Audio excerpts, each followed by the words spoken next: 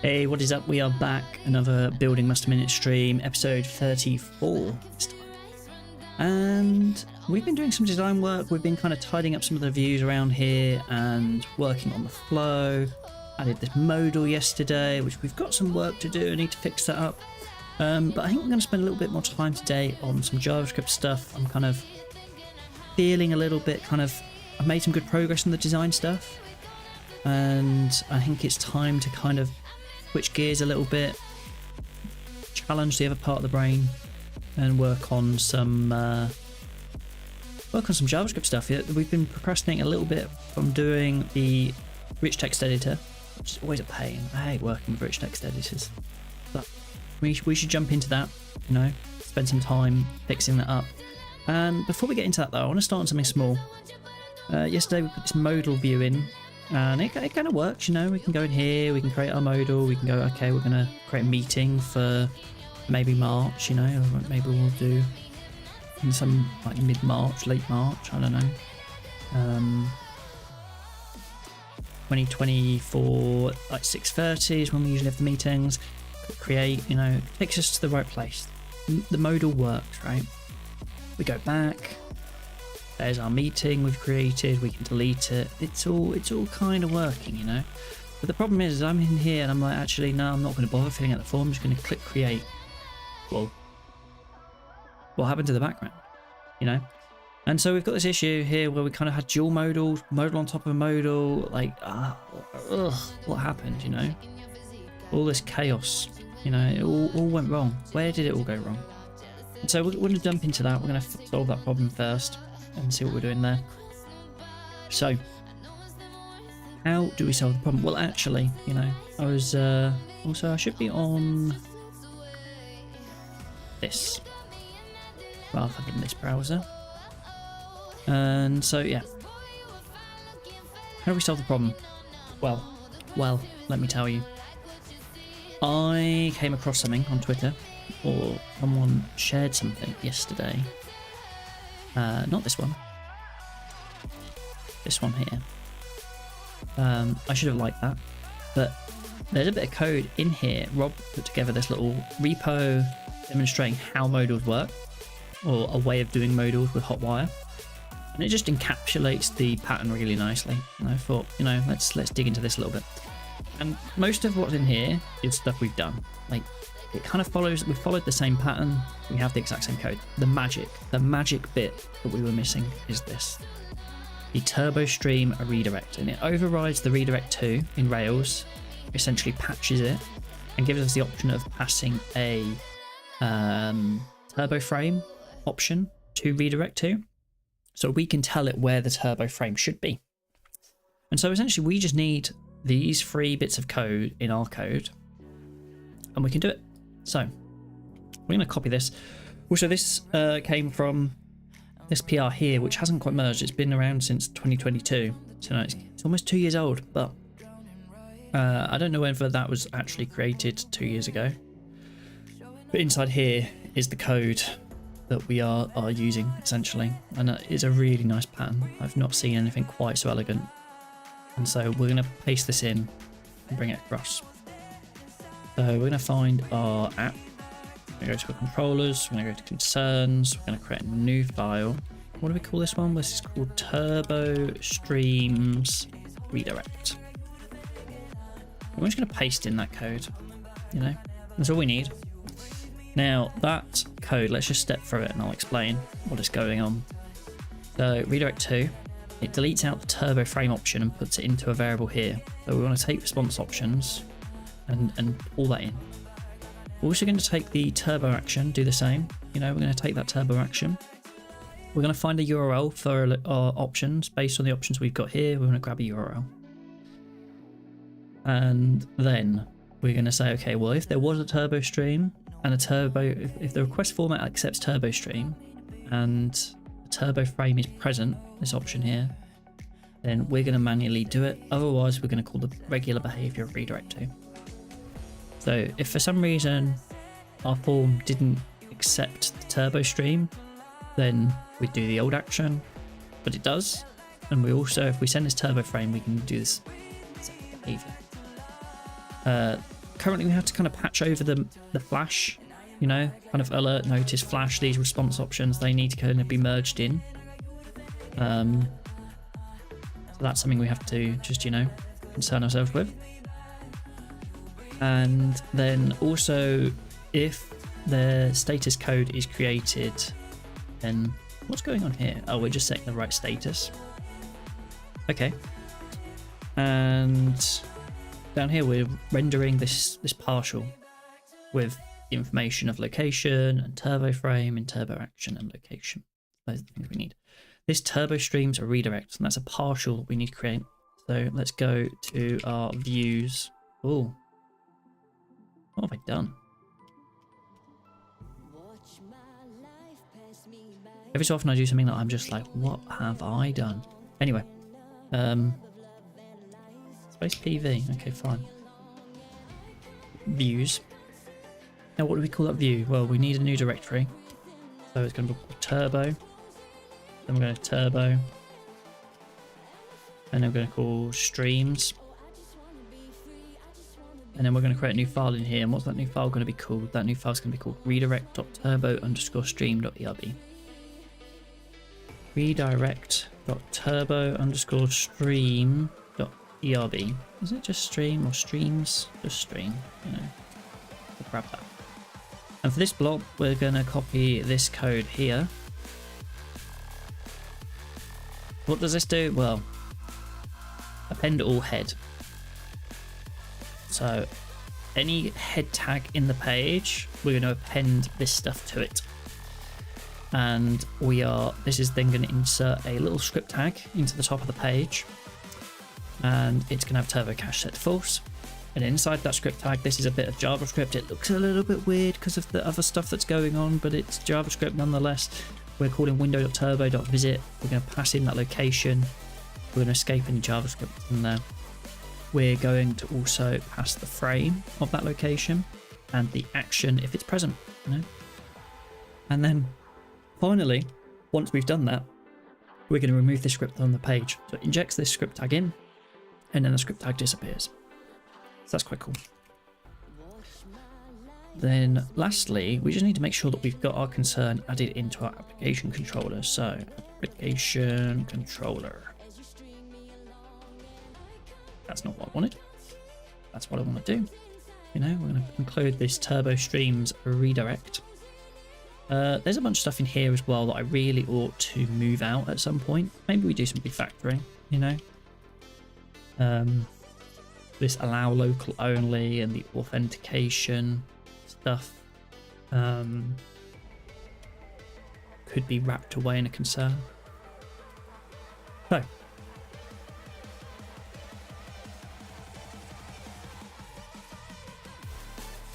turbo streams redirect. So what's this going to let us do? Well, now we can go to our meetings controller, you know. Actually, first there's something we need to change. We need to fix something that we broke. So when we have the new meeting or the meeting form, we added this turbo frame top up here, and we just don't need that anymore. Delete to the comma, clear that out. And actually, while we're here, this is a very long line. I don't like how long that one is.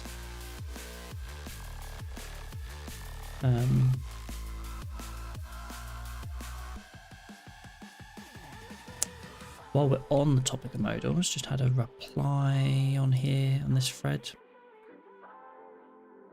we're doing it like so, allows to set the controller on the parent element, have other page elements.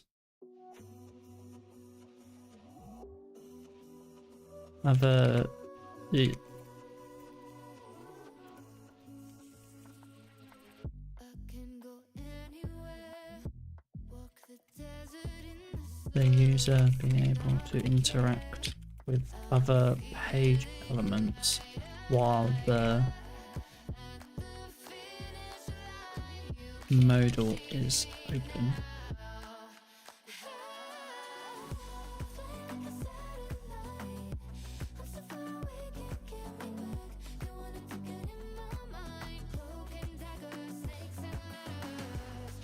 You can open the modal.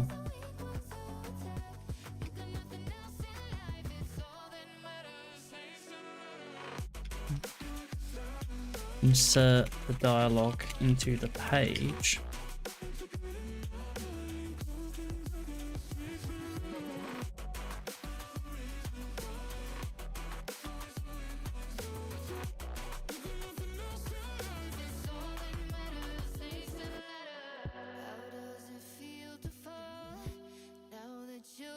Most likely using a turbo frame.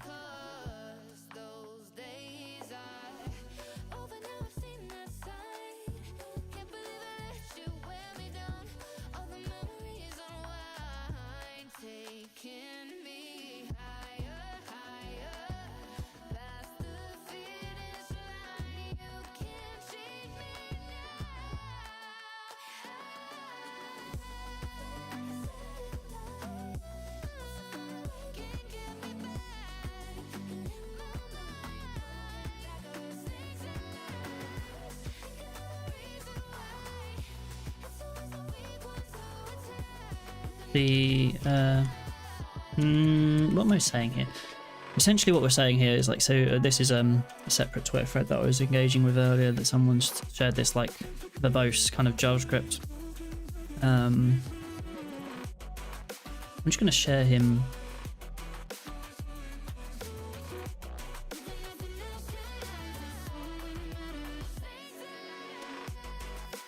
Bob's tweet. Where's Bob's tweet gone?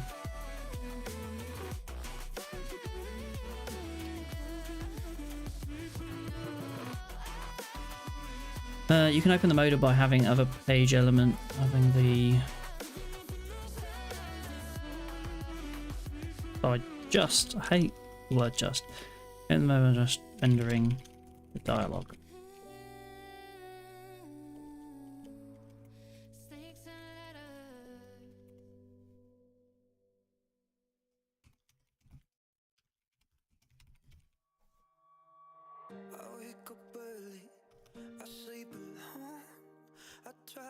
Data turbo frame modal. Is that right? Turbo.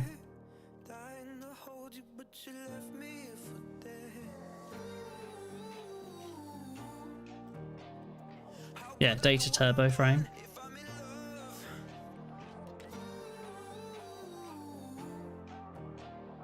You can open the modal by just rendering the dialogue. Easiest way is to use turbo frame.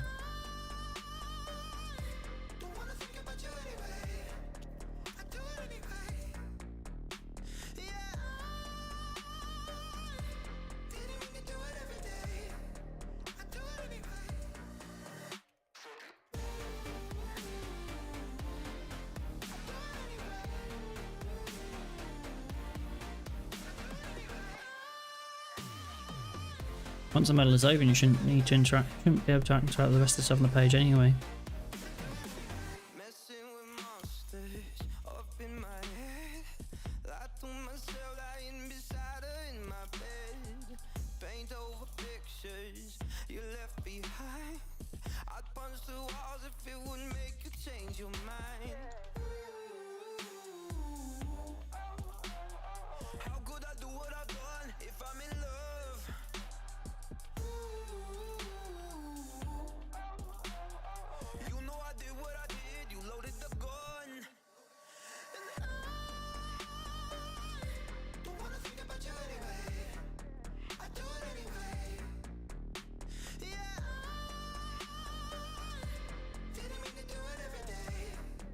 Yeah.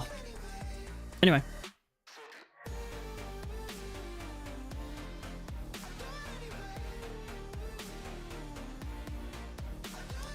What was we doing? Well.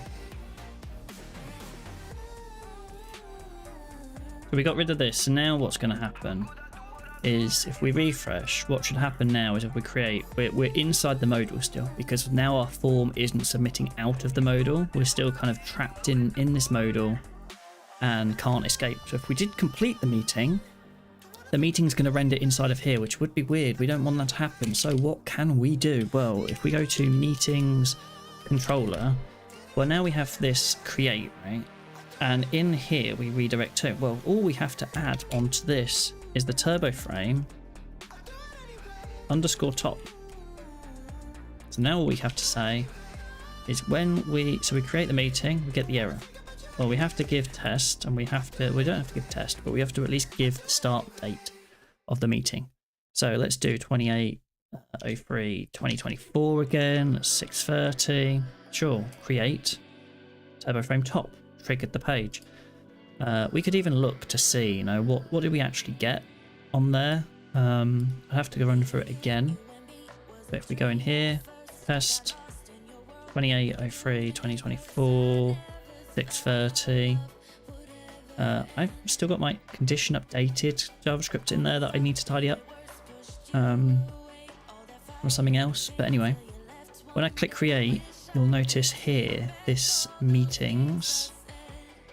If we look at the preview, what you see here is the response to that, and then you'll see window.turbo.visit. There's the URL to the meeting.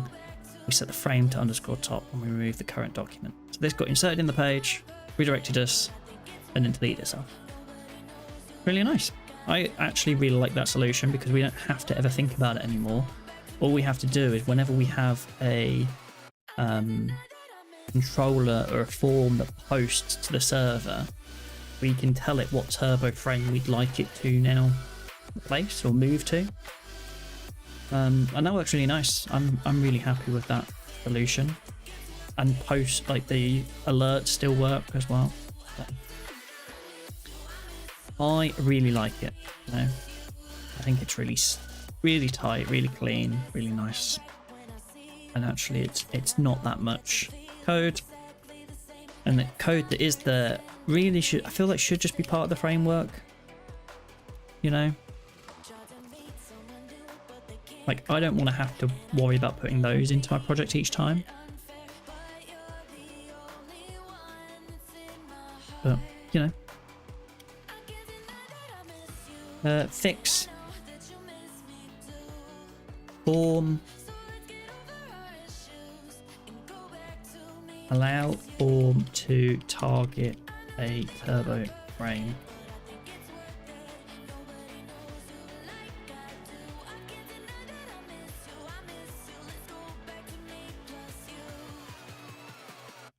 You know, I'm going to commit that.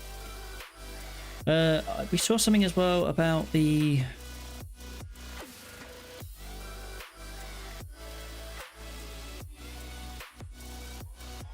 What did we see? We saw something about the controller.js, and it was the kind of conditional fields. Still have some console log going somewhere in here, apparently.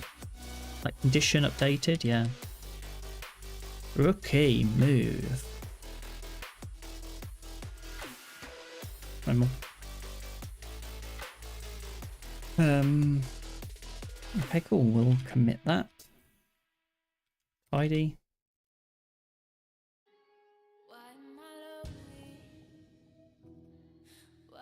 Remove.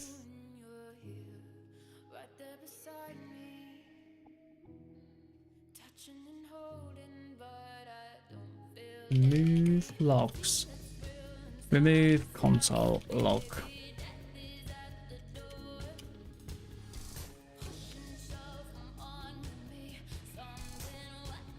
Okay. Sweet. That's that done and taken care of as well.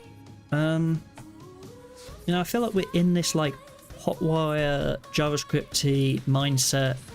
One of the things that we have at the moment are all of these alerts that pop up. You know, we kind of, I want to create one. I go here and then click back. Meeting successfully updated. I mean, that's a little bit of a weird one because, you know,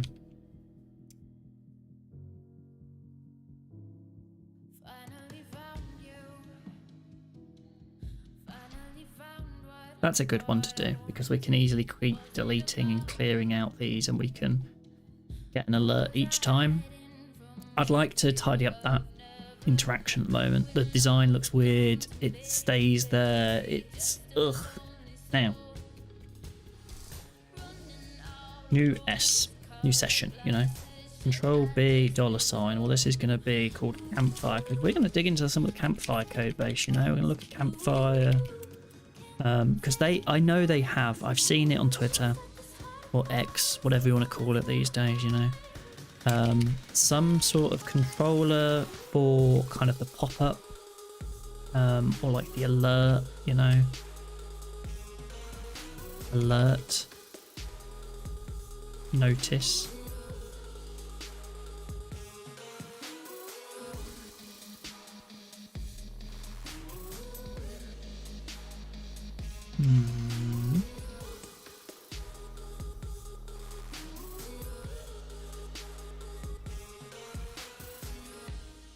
Is it the pop-up one? You know, I don't know if it is.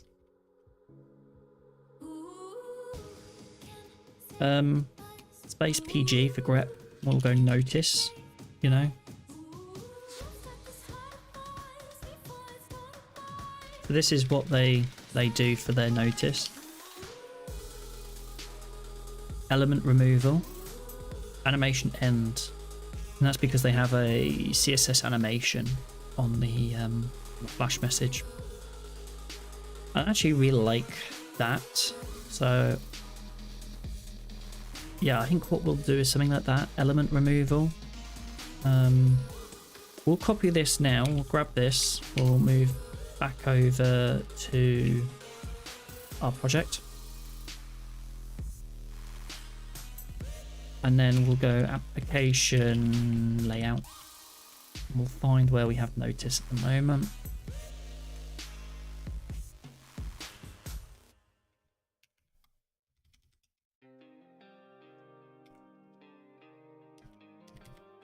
And we'll inject that in our page.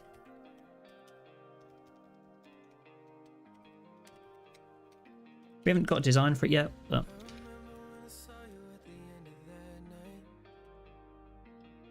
I think Flash is fine. We need an element controller, element removal. And so let's just go Rails G stimulus element removal. Is it like that? I don't know. Element removal controller.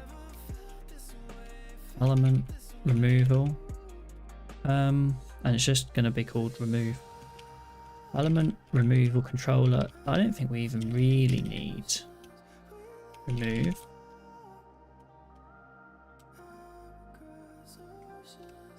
I think that is probably all we're doing there. But now we're going to go find our blocks. I'm going to create a new file in here called flash.css. And what do I want to do here? Well,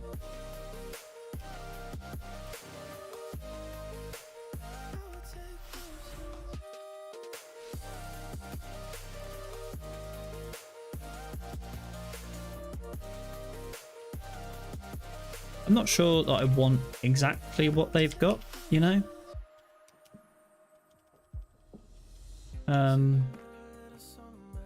But what do they actually have going on? They've got an appear then fade animation.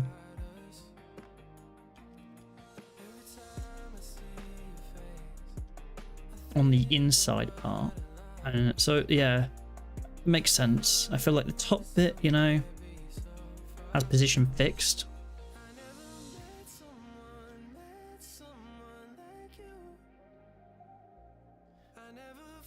What have they got going on here? So we've got block start.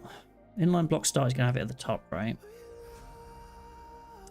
Change to there. We'll have 0 pixels. Inline. End. Justify content. Position fixed. Text align center. Not sure about the text line. We don't need to worry about the Z index right now.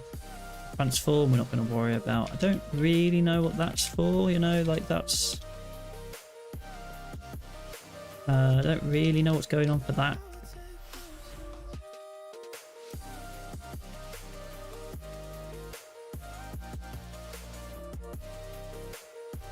And I don't really know what's going on with that either. You know. And then that's all styling for that. Animation appear then fade. Okay, well, let's grab their version of that.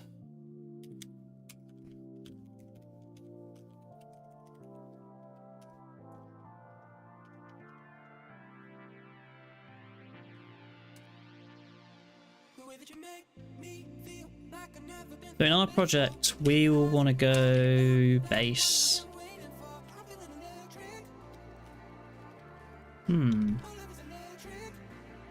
Global animation.css, you know, like maybe that makes sense.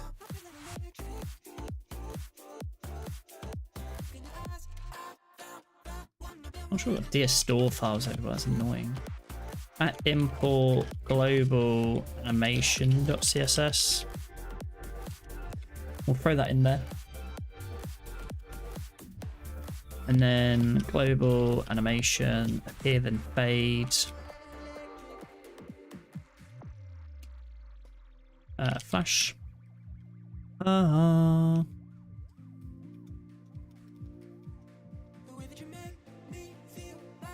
I don't know, what have we got right now? What's happening? You know? There's a lot going on, but what's really happening?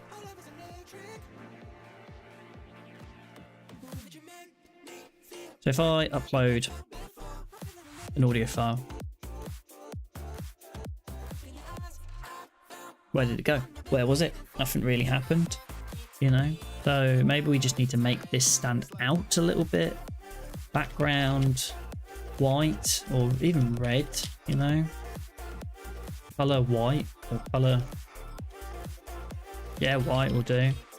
Adding var space 3XL, you know? Like we'll add stuff to it to make it clearer.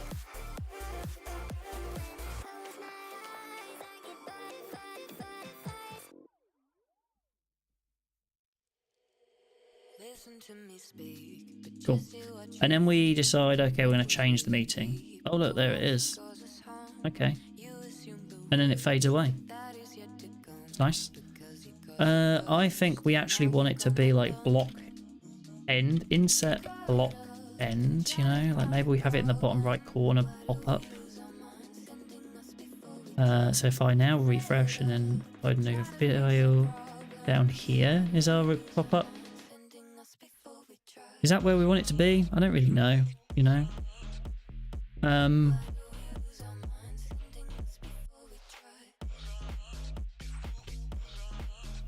How is the height set on this? I don't think we have a height because dynamic.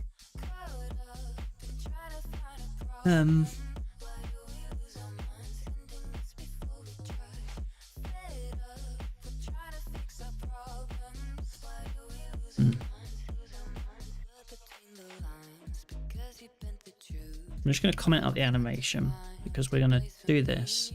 And now it shouldn't disappear because it didn't fade out. Cool. And then we're going to check some of the CSS here. So we've got the inline block end. Let's just make that start. Yes. Z index 9010. 100, 40, 30, 40. Okay. Is that because this has got a Z index 30 on it or something? That's 40 on it. We need that to be higher. That's fine.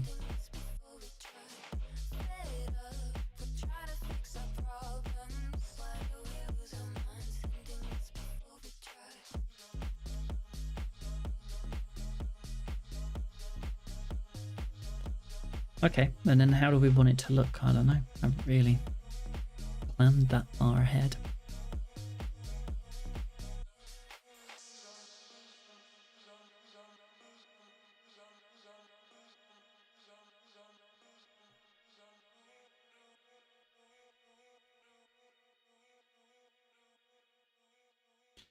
At the moment, that's 76 pixels tall, the header. I don't think there's a way of kind of... Also, like, if the page was long, then...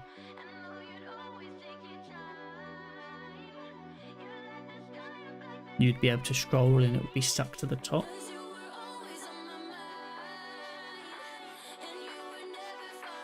I actually wonder about, like, being in the center at the bottom. So if I did, like, inline block end... I wonder if I just do insert, you know. Insert inline 0 pixels. Insert block end. And then justify the content to be in the center, you know.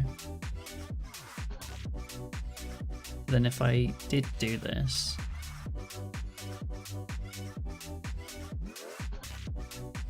did I have to refresh? I probably had to refresh. There we go. Now it fills the entire bottom of the page. I think I do want like a flash inner.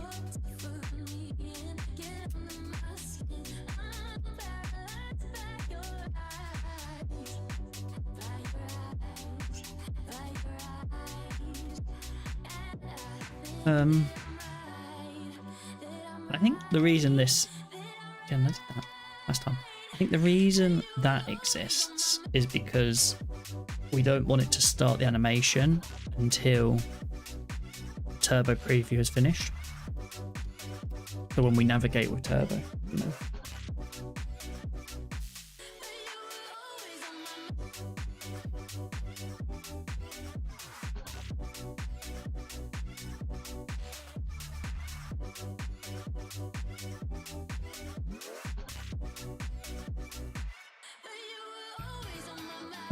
Okay, cool. And then I think we will have this inner content.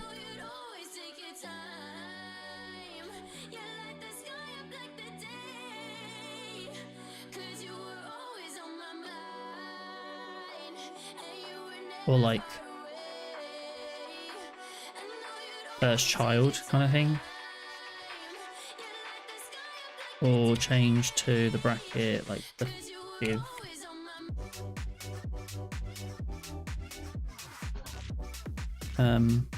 Control E, what do we have in here? We can close all of those things down. We're going to add this into it. We're going to go to application layout, add that to it. Well, I'm going to have another div inside of here where I put the notice, you know.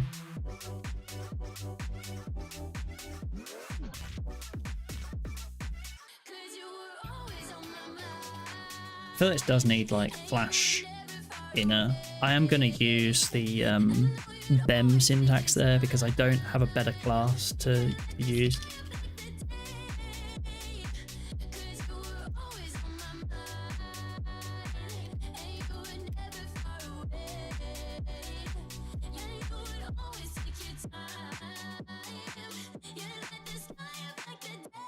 Okay, we'll do padding var space medium. We won't worry about the border radius right now. Let's just do a background.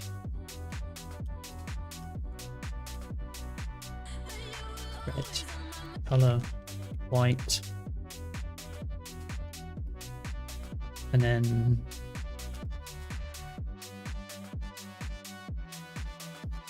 I mean, I shouldn't need the Z index, but it should have the highest Z index. And then those can go as well. How does that look right now?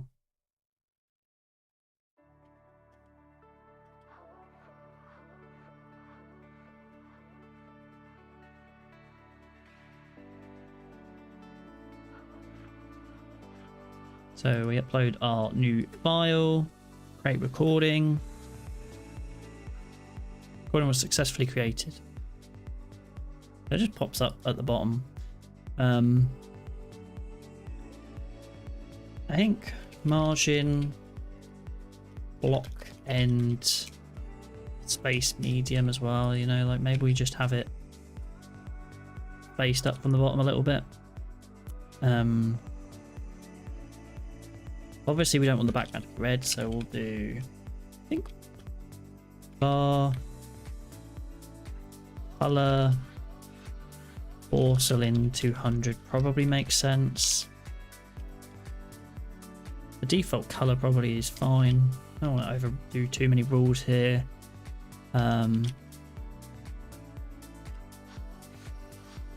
Border, radius medium.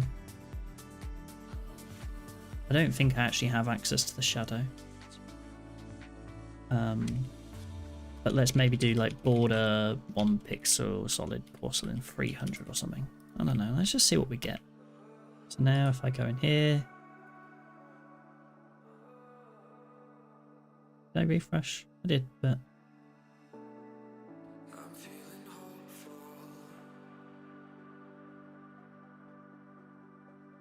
do I not have radius medium? I thought I added to the root of the document all of the radiuses. No, that was on a different project.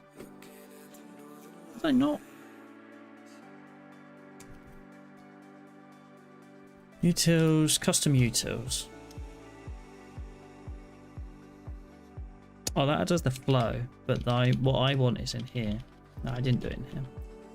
So we say key, border, radius, prefix radius. And then in here, we can say attached key is key.replace. Some of them have default, it's annoying. Just base, you know. And then attached key, just for the variable name, you know. So now I'll have access to radius base and radius MD. That'll be nice. I'll refresh, change. Cool. I think we can probably go 100 on the older.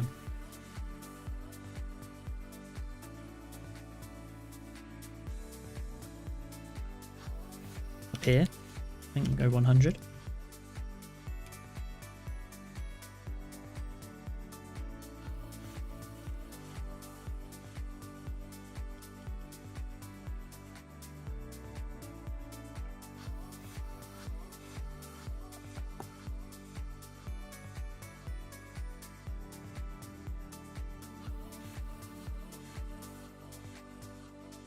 Also, there's an element of restraint here. Like, we can do a bunch of stuff here. We should also, like, do just enough here. Like, we only want a handful of rules for the flash here. Maybe styling the background and some of these other aspects actually probably should be done on the thing itself. You know?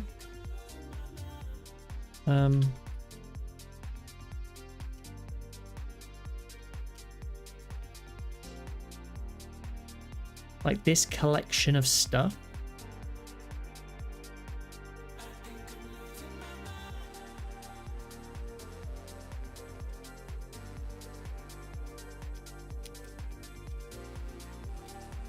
You know?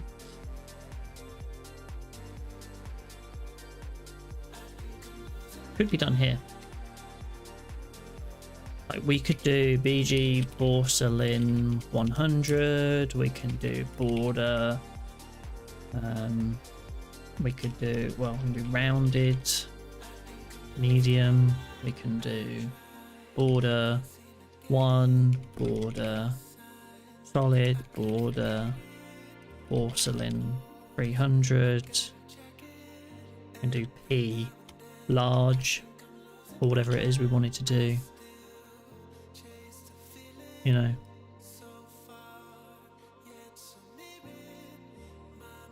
Like this has flash because that's going to apply the animation and do some of the stuff with that. The other stuff doesn't need that. And then create recording. Pops down there and disappears. Change it.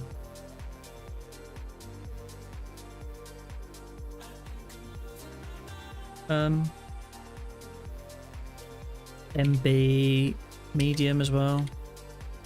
Like margin bottom.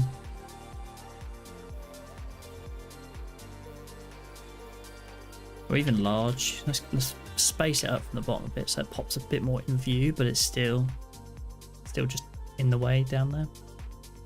So we go in here, create a file, create recording, recording successfully created, page changes, recording successfully deleted, it'll fade away. I actually think maybe this is 100, 200. Or even lighter, you know.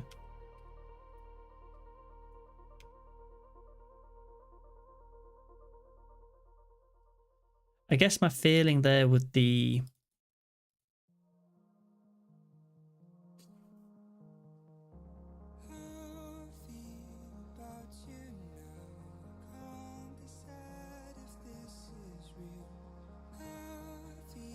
yeah, and then I kind of need it not to disappear for a second, so we'll jump back into here and have it not fade away. This is going to get wiped when that happens yet. I want to see. Is it wrapped in a paragraph tag? It's probably not, is it? No. Fine. So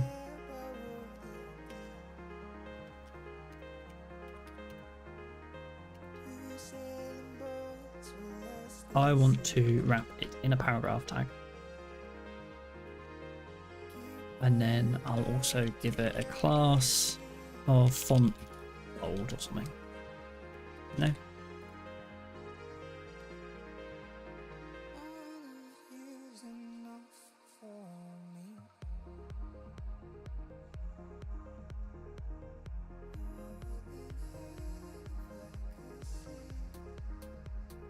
Now what's it like? What we got? We go here, create the recording. Recording successfully created, disappears. Recording was successfully deleted. I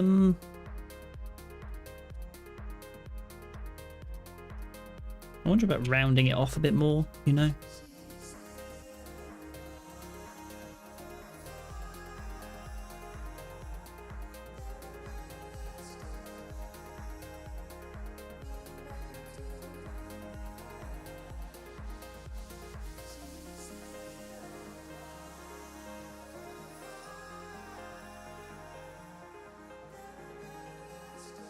I think my thing here is like, okay, let's go in here and delete a meeting.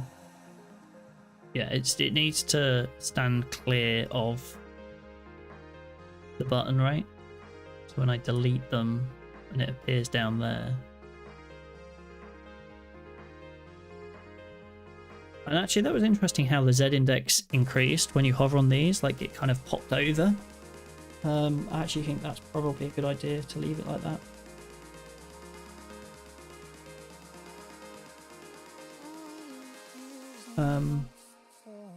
Yeah, I think that is what we'll do.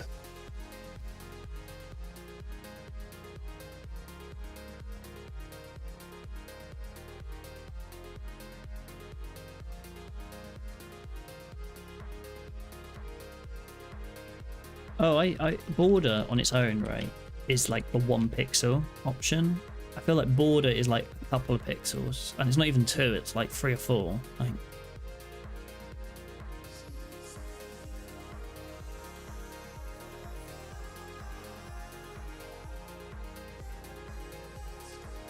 Yeah, so delete that. And it fits. Cool. And then maybe the text color could be... I mean, what is the default text color anyway? paragraph.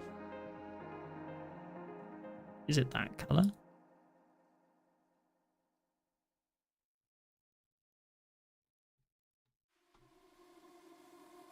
What colour did we get?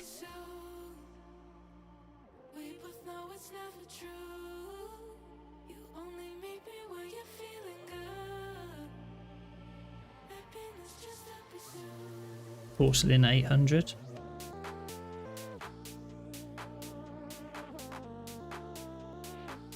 But then in here it's set to something else maybe.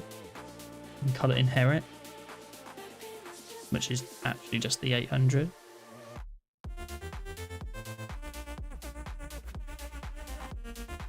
Okay.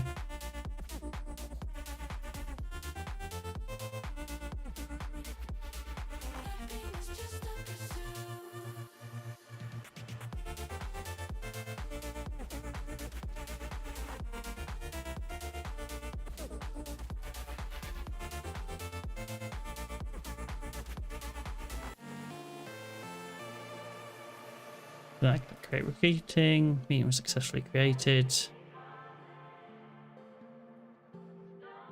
Meeting was successfully destroyed. Okay, cool. And then I think that's actually something I want to change.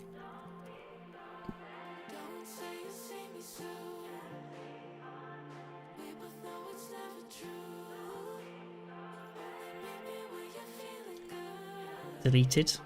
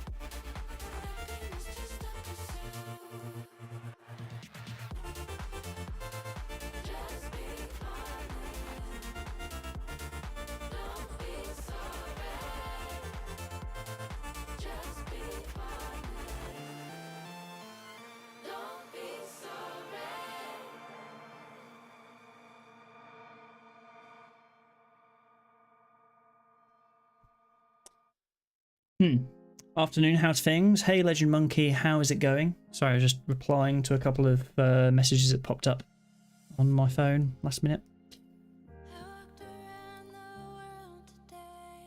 Things are going well. Solved my problem with my modal. Have some new things going on with the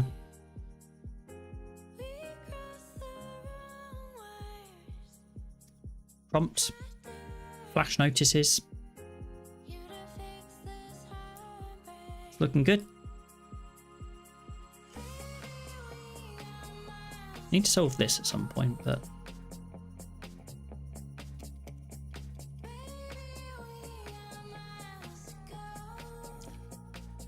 nice. I'm not back, just on my break.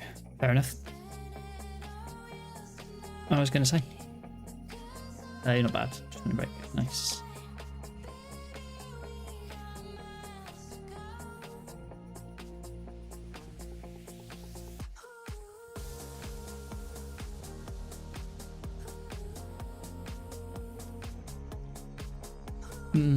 Feature. Well, actually, it's probably more of a like UI, like lipstick, maybe. Add design for flash messages and alerts.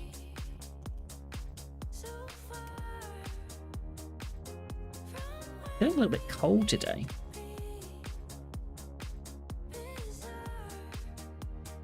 Radiator has a little bit, but doesn't really heat the room very well.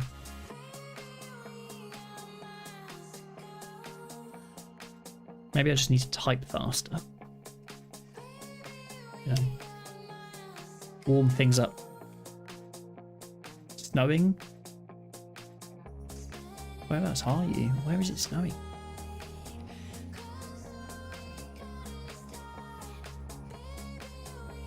North of England. I did not realise it was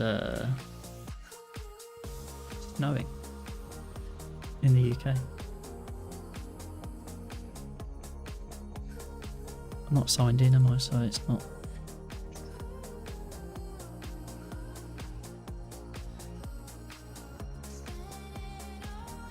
It is snowing.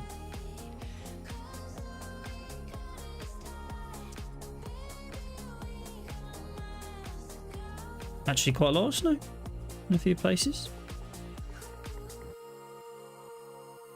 We barely ever get, I'm like round here, but we barely ever get any snow.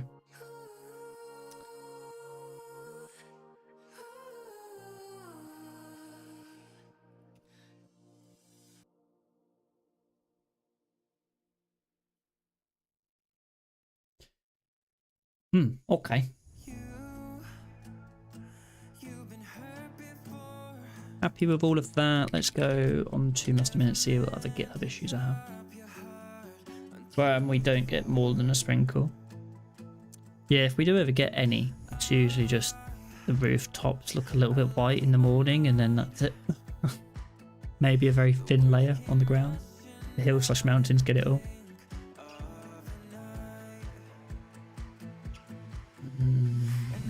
Validation of new meeting. I have fixed this. Oh, what's the unread notification? Did this get merged? It did get merged. I can delete this.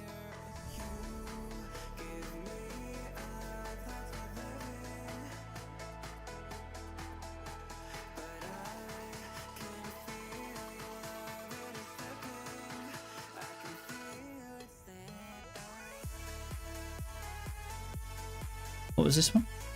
Oh, this was his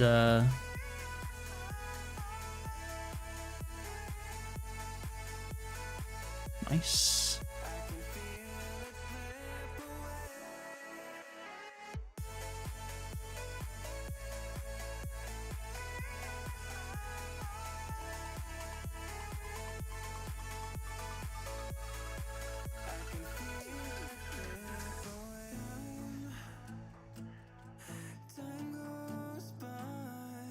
Still 5 commits ahead. Got a good chunk of my Rust course done last night. Nice. How's the Rust course going in general? How are you finding Rust?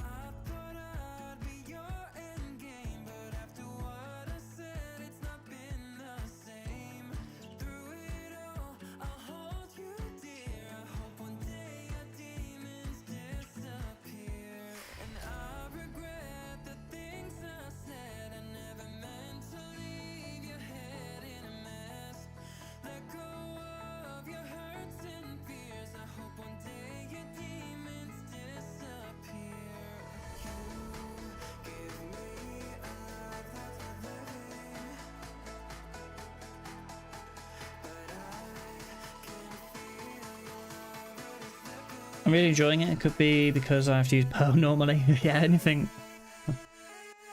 I imagine anything could probably be better than Perl.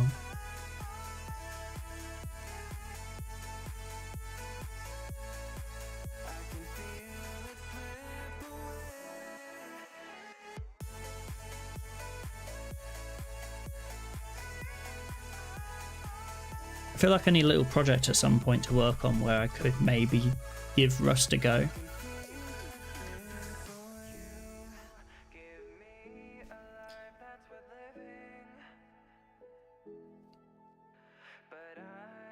Like something small, something fun to play around with and learn.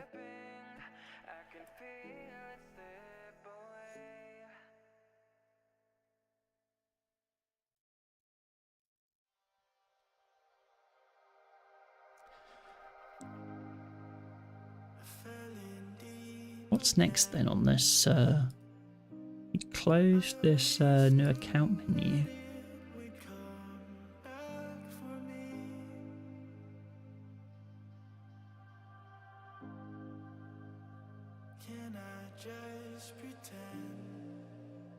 I was really happy with this keyboard navigation PR that I made this morning on this project. It's actually really just simple. There's 2 buttons on the page. They're both hidden, but they have this data controller hotkey, which is a GitHub. Well, that's a stimulus controller that I wrote. The stimulus controller literally just calls the GitHub hotkey package that installs or uninstalls that element from that package. That then listens to the data hotkey attribute and basically says any of these hotkeys, when you press them, it will press the button. So K, capital K, arrow up, arrow left. And then that will call the action, because it's the same as clicking the button. And the action just says to focus the next or focus the previous, whichever way around you're going. And then that's an action on a different controller, which wraps the kind of list of things. And it literally just kind of focuses a link in the target direction, link target in a direction, grabs that, sets the focus, and then it gets the index of the last focus and just kind of just works out which direction you want to go. It's actually really nice. If I go, I guess I have to Control B, Control C, Control B S, move down to maybe bin/dev. It creates this here, so you can press J and K and move the focus up and down on this list. All the arrow keys up and down, or left and right, you know, or capital J and K should also work, but doesn't look like they were, you know. Oh, because like caps lock K and caps lock J is different to shift K.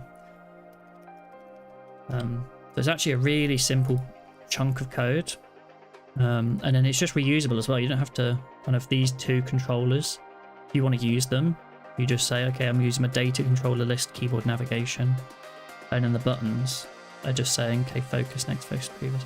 But you could call whatever you want in here. This could be a button that user can actually click, and you just set which hotkey you want it to do.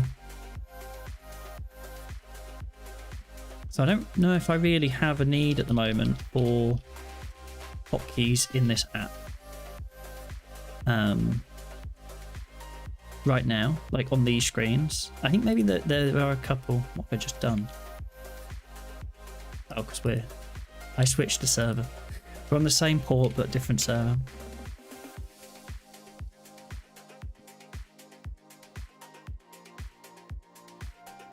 Bin/dev. There we go. And the server starts. That's cool. Yeah, I really liked how it works in the end, and it's just using focus states as well. So like this controller here is just moving the focus of the element, and then the browser does the rest. You press enter, and it's the same as pressing enter as tabbing through the items. So same as when you tab like this through the items, and press enter.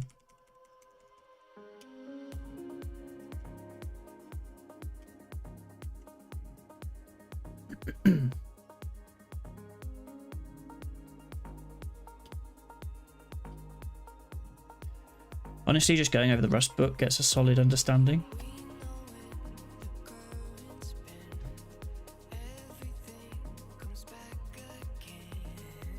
I think someone came in yesterday and shared a link to some sort of like Rust GUI, GUI.rs that was like, yeah, this. I don't know if you were around when someone shared this link yesterday. It's like some GUI library written in Rust that can run on the web under WebAssembly. I was like, what?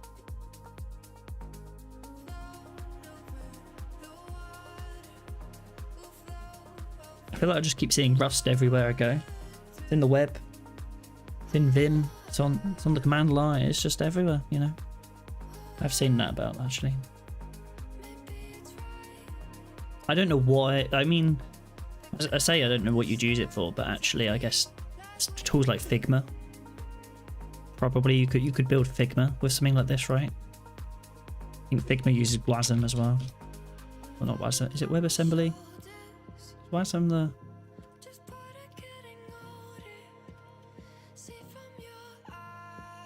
Yeah, WASM is like the short. WASM.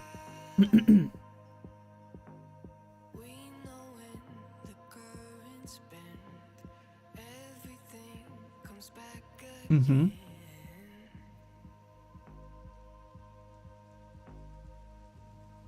Hello world.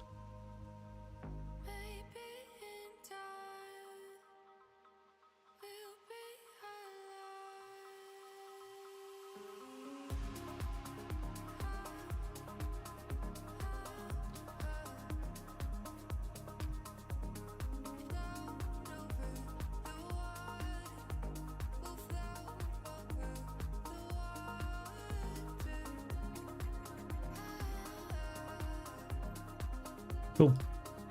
Anyway, I'll close that. Was I supposed to get a water before I started stream? Or did I have a water and I drank? I can't remember. To be honest, I have no idea what I'm going to do with it, but I'll think of something. There's always something. There's always some project or some little thing that you can work on. Let's jump into the editor.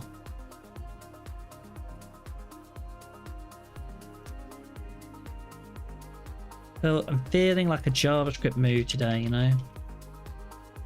And so in App Signal, which is the thing that I've been using for tracking errors and stuff, it raised a bug about something a while ago. Issue list. There's been quite a few of them. This is our biggest bug. No, that's a completely different thing. What is that? That was just a bug that happened recently, yesterday. Yeah, because I was just clicking around and hadn't fixed it. I think that's closed now. No, the bug that I was thinking about is on the front end. Let's trigger it, you know. We go in here, we press enter. That is caused a bug. There'll be a JavaScript console message that says we've broken things, cannot read properties of undefined reading marks. I guess it's a type error. Yes, it's this one here. No, it's not that one there. I think that's also fixed. If we refresh, we might see it.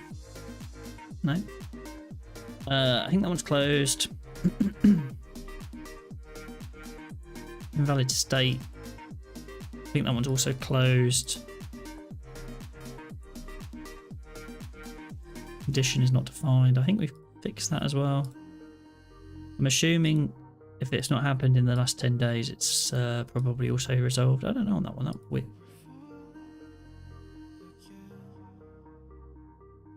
Well, that's on like the demo. No one cares about the demo anymore. The /demo page.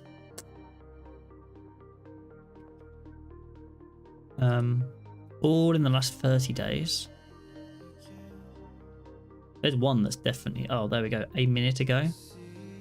See that? Type error. It says that, but then when you go in here... Yes, it's a type error, but it's a different type of type error.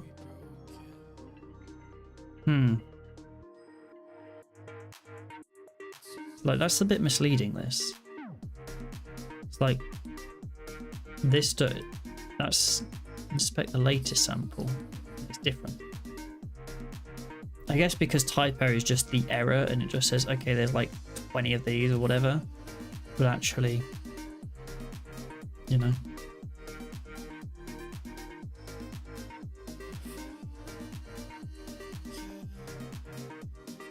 Just to open.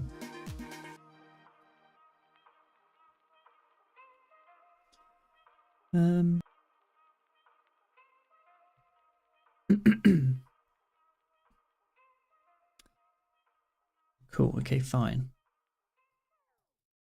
Can't read properties of undefined reading marks.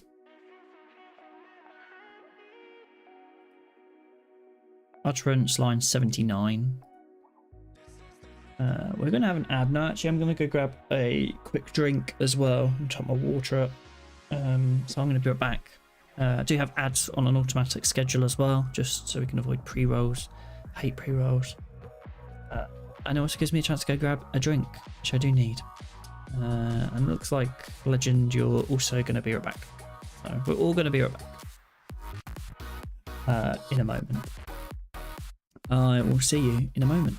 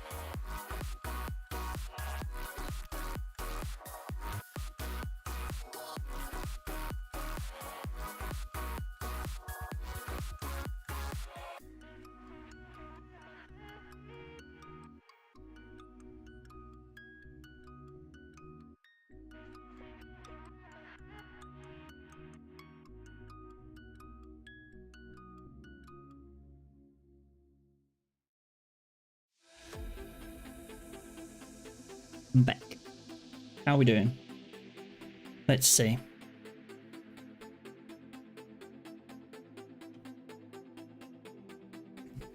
I just want to quickly review before we jump into whatever I was doing while the ad break's still on.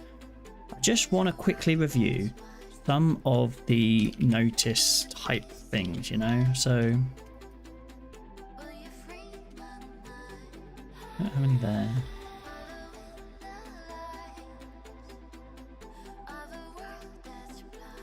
That your password has been changed.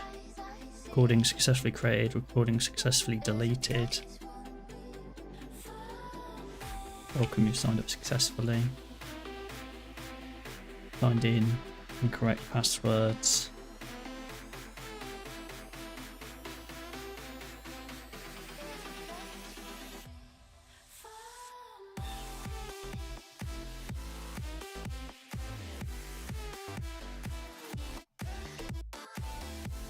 Okay. No, I think all of them look okay.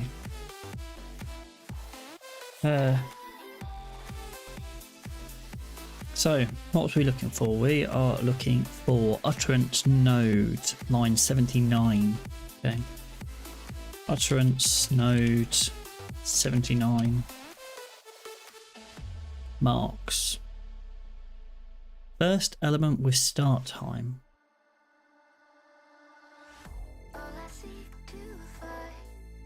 I don't like whatever's going on here.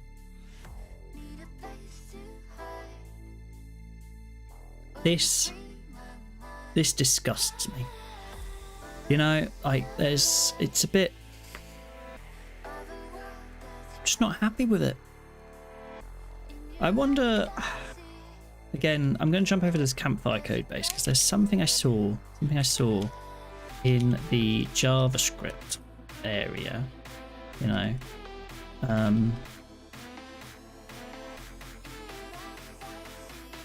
And I was poking around in their JavaScripts, and I think I saw something, client message, you know, and they had this kind of like create from template, create from node, this template HTML.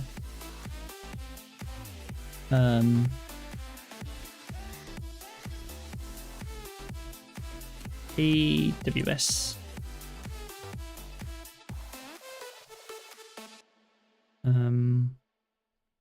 Template target. It's on this controller that's in. Oh, yeah, I wish I kind of knew messages controller. We're in the messages controller, so messages, template, target.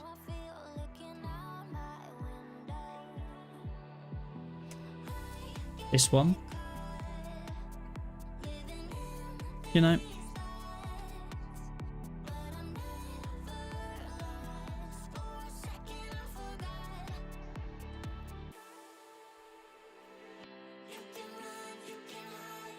so this script has a template and it's passed into the kind of stimulus controller. It's a pretty simple template.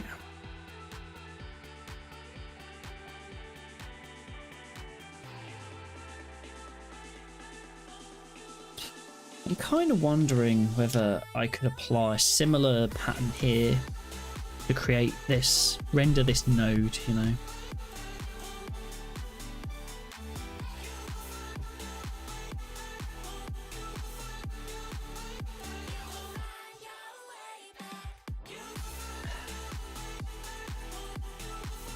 Because I've got, I mean, there's a lot of code going on here.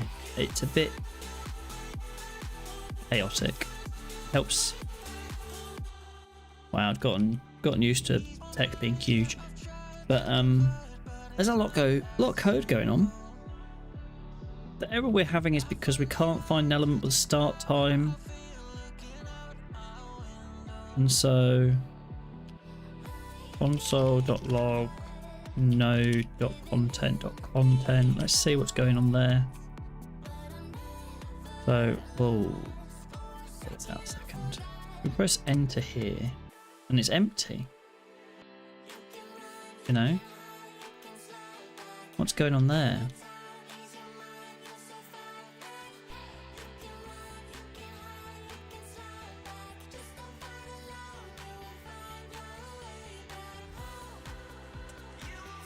And it's empty. Is that because we've essentially creating a new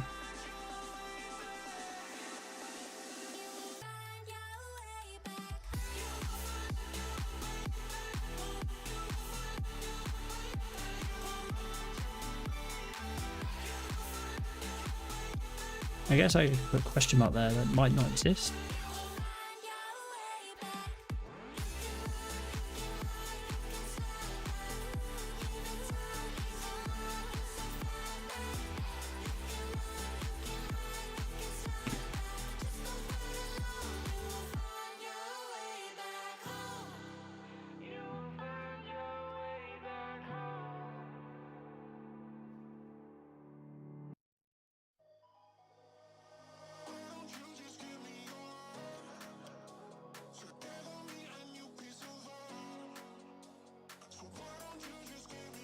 This is a test.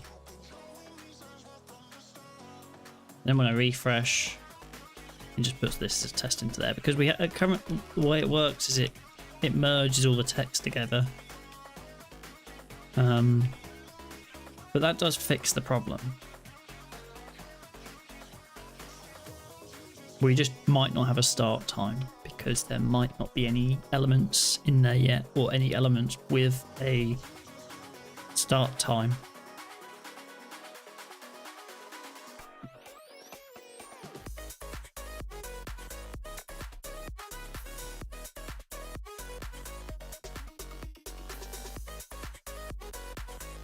Well, that does fix the bug, you know, kind of prevents some of those issues. This is a test. And then if I refresh this after a period of time, it just inserts that code in there.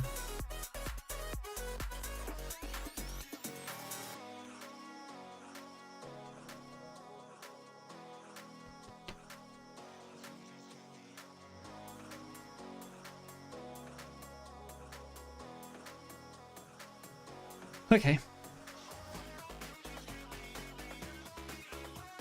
I mean, this is one of the places where I probably do want hotkeys as well, so maybe we'll bring in our hotkey stuff in a moment. But I think we saved this because we have effectively fixed the bug by adding that question mark in.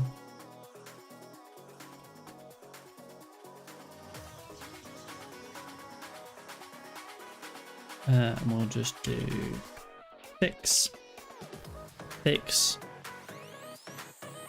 missing start time causing crash.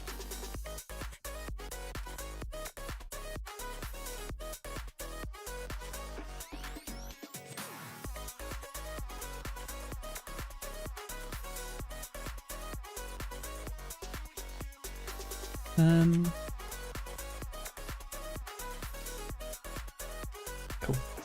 One thing that I'm thinking about doing while I was just, again, distracted, I don't know what I'm opening. System settings. We do not system settings open. Thank you. What? I don't even know where it went there. I wanted Stream Deck, not system settings. Welcome to seeing how my Stream Deck is currently set up. We're going to copy this and put that there. That's the camera for the main scene. That's the camera for the viewer back screen. You know? Because, and also I want this, you know, maybe we want to mark stuff, I don't know. I don't typically do the other things, you know, maybe we want this. Kind of copy some of those things in.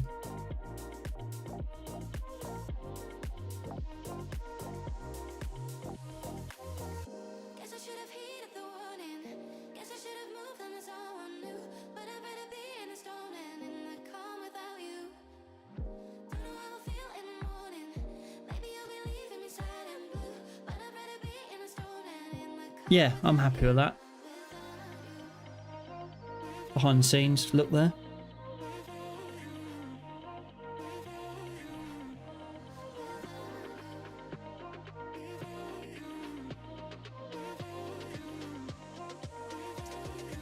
It's better. It's better. Better. I was doing this thing where I'd always get confused about like what scene I'm in, what camera was turned on, and like I'd turn off the camera in the main scene and switch to the bureau back screen, and then the camera would be on again, and I'm like, well, what is good? Why is there, you know, cameras appearing everywhere? So okay. That's a better approach. I'm happy with that.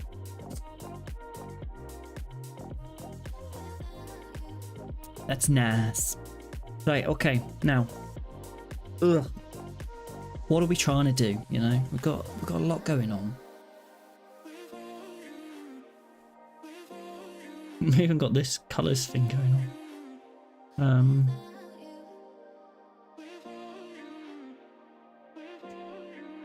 And a format time. Alright, okay, fine. We should do a light refactor. Format time should go in here, right? Like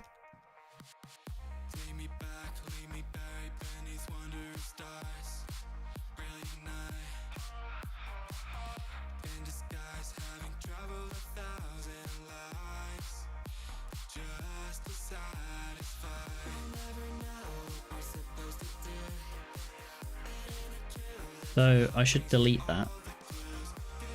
And then we'll go up utils, format time.js.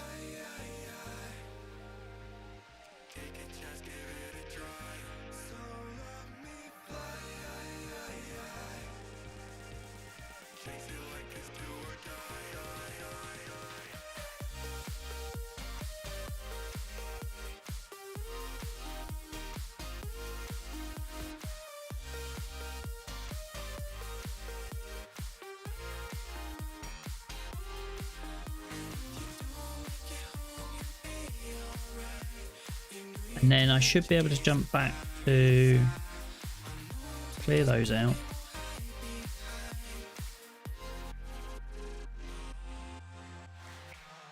Extensions, utterance node. Import format time from util/format time. Should still work. Yes, we're still formatting time there. Perfect. Okay.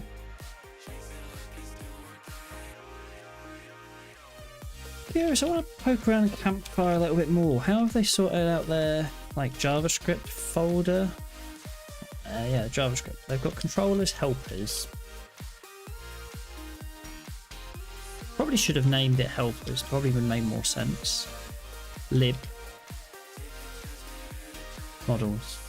I kind of like how they've organized their files more akin to like what you'd expect in Rails. You know?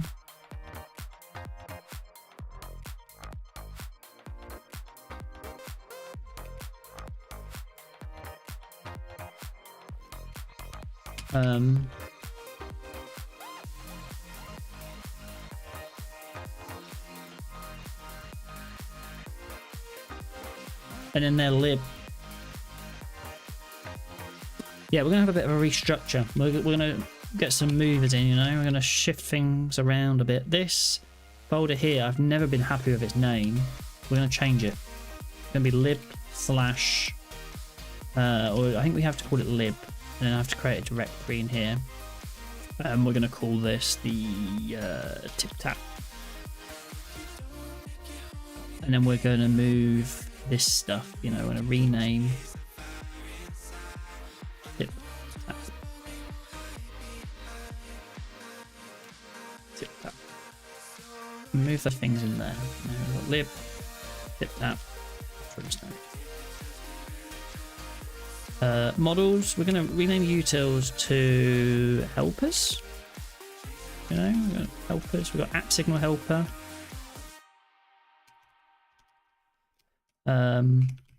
App signal there is more of like an initializer, you know, so maybe we'll create a initializers folder. Is that spelled right? How do they spell it in here? Initializers. Yes. Yep. This is gonna get renamed from helpers to initializers. Then we've got format time is development in there as our helpers.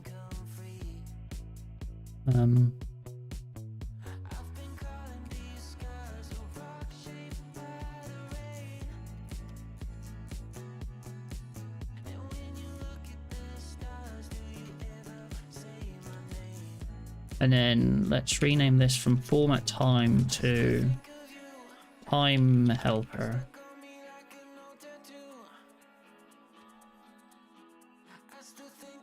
And then is that?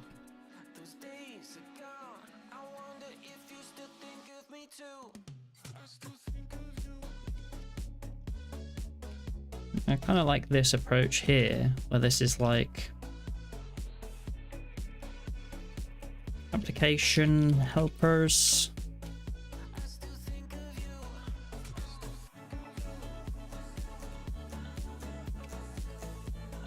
Time helpers. Delete to F. Delete to F. There we go. And then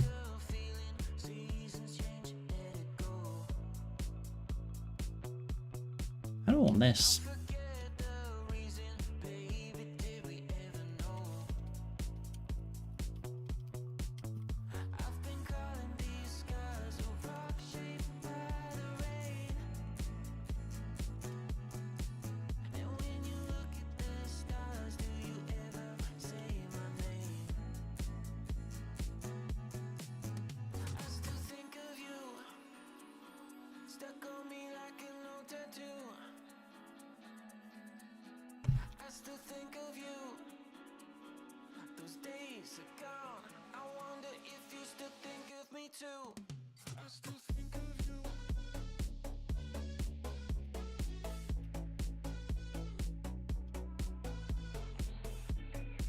That is now like that, I believe. And then that's all good. They didn't import anything anyway. Tip tap utterance node is now going to import format time from the time helpers. And word mark is fine. Controllers.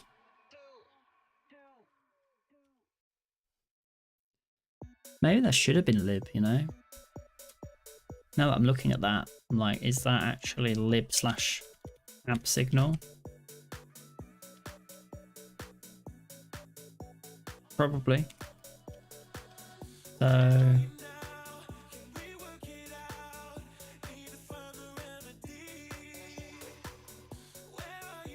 and then we don't need that directory, that can go, but now we need to come back here and change that to lib slash app signal.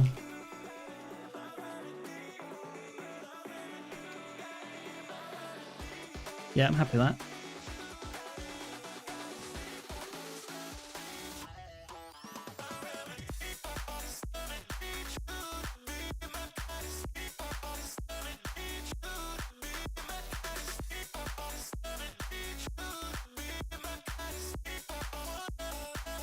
Just noticing how much inconsistent all of this stuff is. You know?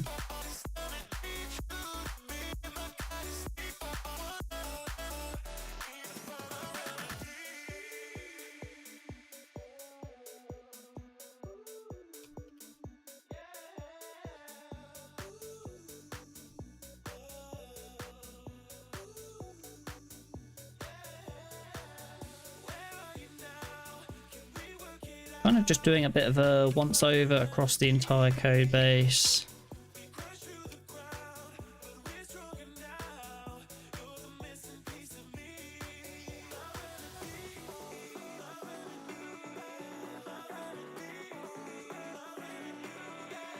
This here should be like this. Helpers. Application helpers.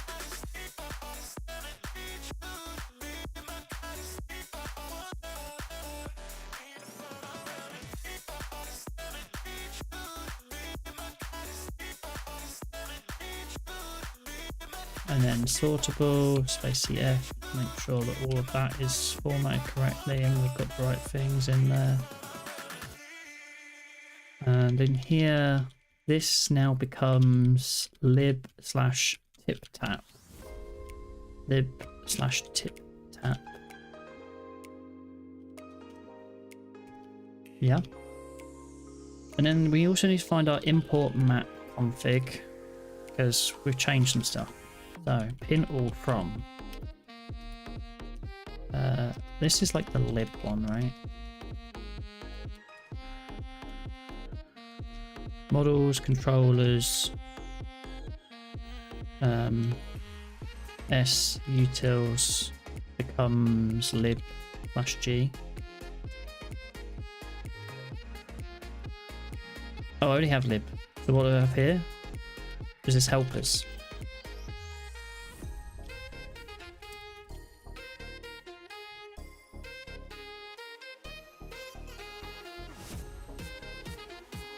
Really don't like how much I have pinned here.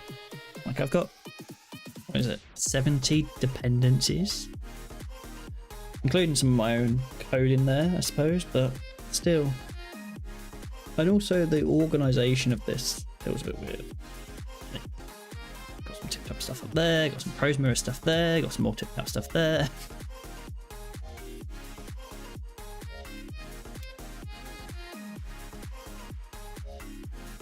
Some of it is downloaded, some of it isn't. It's like,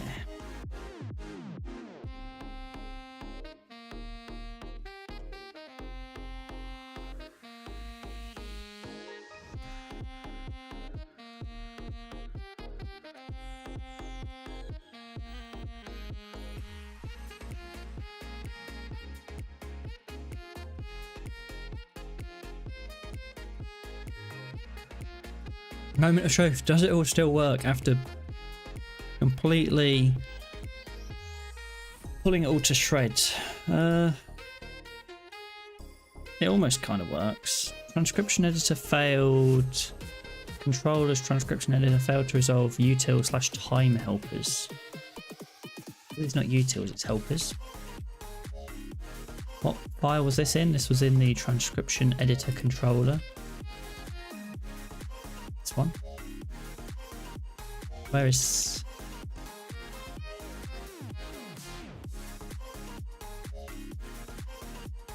Well, actually, it won't be in here. It will be in lib tip tap here. Is that the only thing I missed? Everything else looks pretty stable. Yeah, okay. Pretty happy with that if that's the only. Still going here. Oh. We've got our bug back. How do we get our bug back? Well, it kind of.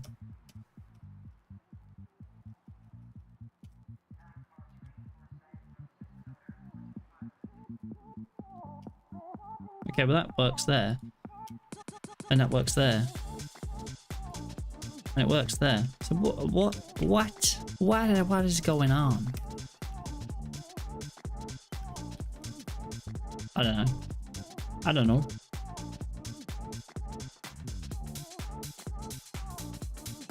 Okay.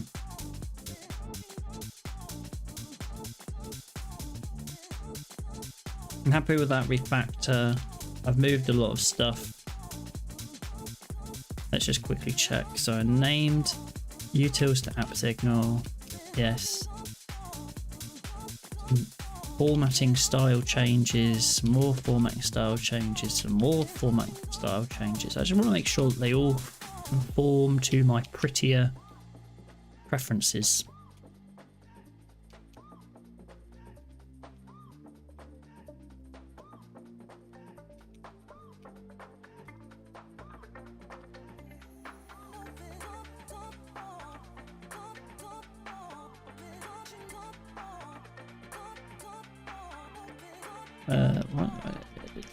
Do that again. Refactor code.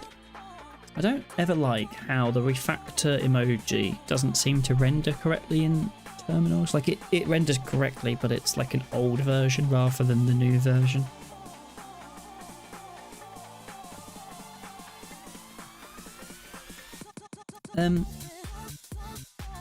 Refactor, recycle, refactor, JavaScript. Files organization. Refactor the organization of the JavaScript files. JavaScript files. That's what we've done here.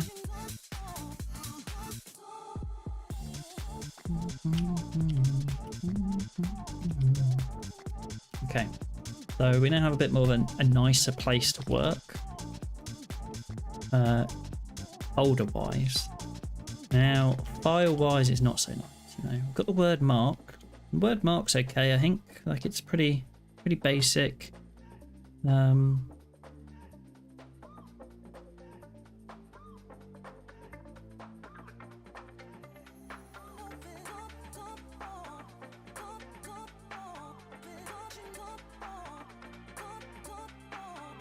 There's like this apply marking rules thing going on.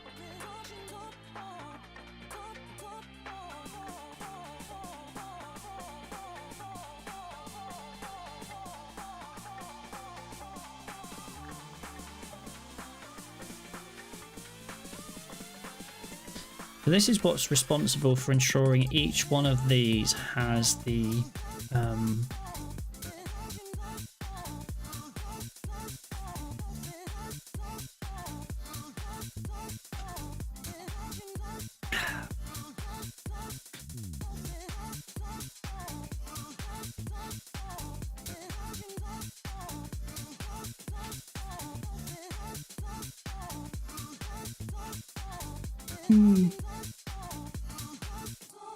these have all the spans wrapped around them because of this.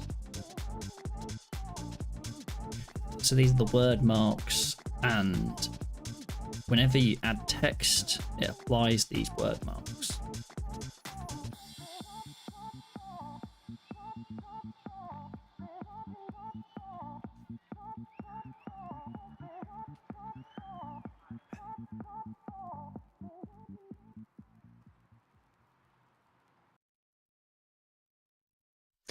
And the idea behind these was that I would be able to select each word and render it in some way, highlight it. Like I could take hello, or like actually it's probably better to take any because it does have the start data.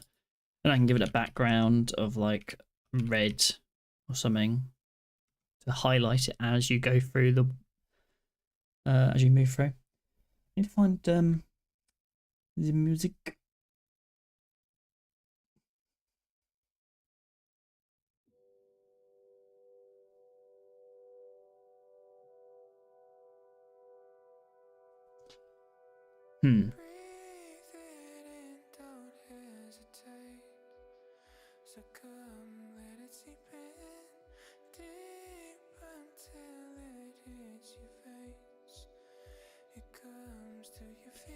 When this is a number,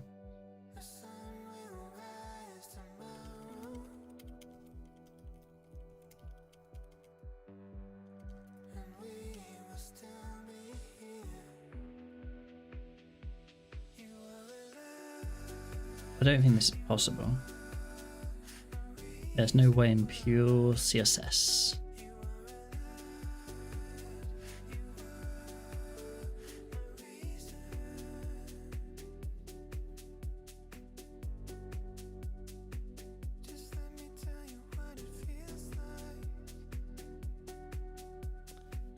Trying to think, see what kind of solution. One of the things I'd like to do at some point is have the audio sync. So when I play the audio on here, as this timer moves, I very much like it to move the, just so you know, I get prime. or highlight the word that's currently being spoken. You know, that would be quite cool. But selecting those words will be interesting.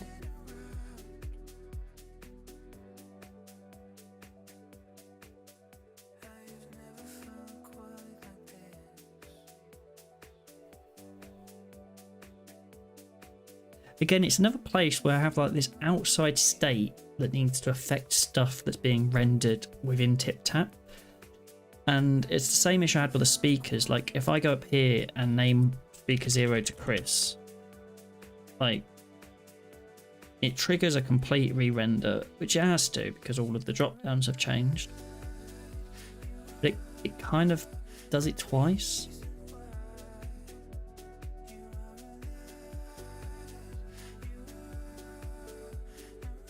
You know?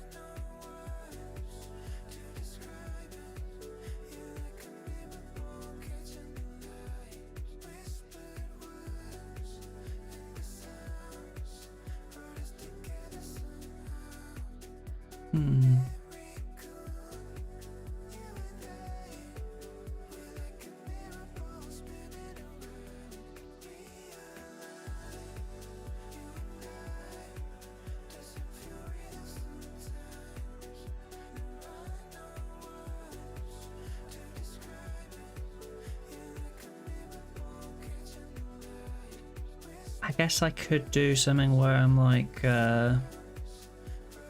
query like document query selector all, where they have a type set to pronunciation. Is that right?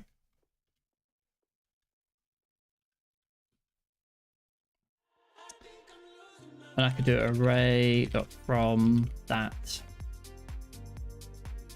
And then I could filter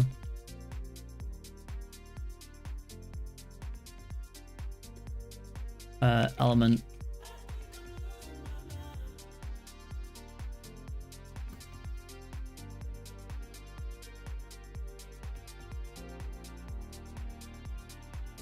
and then in here I could do element dot get or data set dot.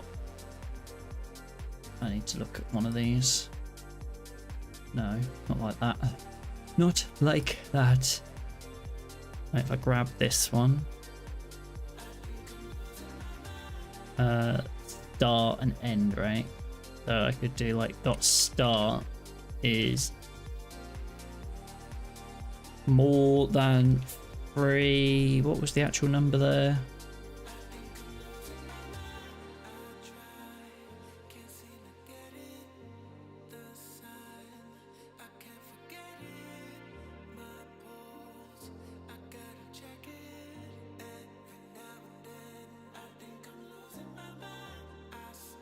I kind of want to find the ones that are closest, right?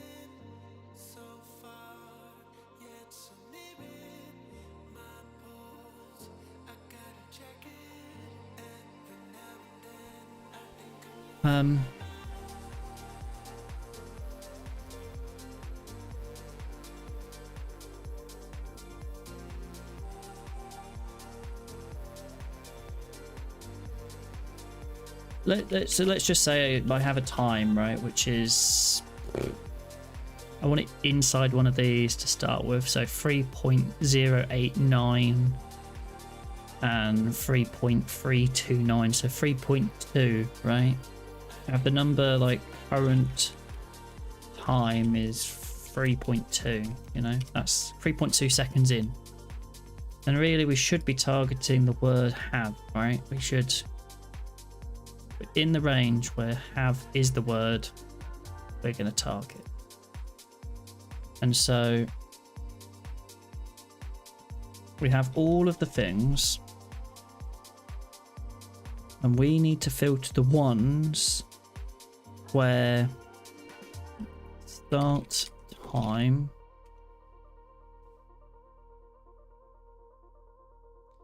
I'm back. Welcome back.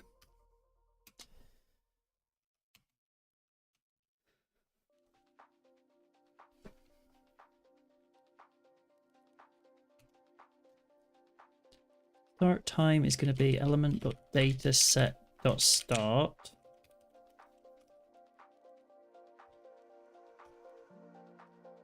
No, that's not what I wanted to do. Yeah. Forgot I was meant to be in a meeting. Fair, fair. Lovely sprint review. Oh, nice. Oh, nice. A lovely sprint review. I don't think anyone's ever, you know, used.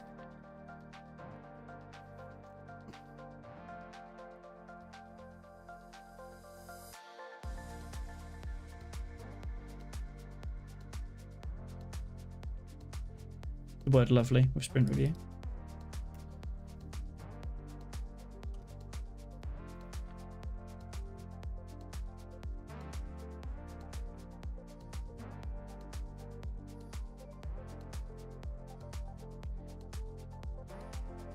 I don't think they have, no.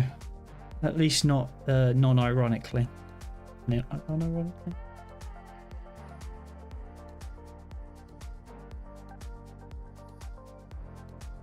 Do you do Kanban, or do you do strict Scrum? Like, what's the methodology of choice there?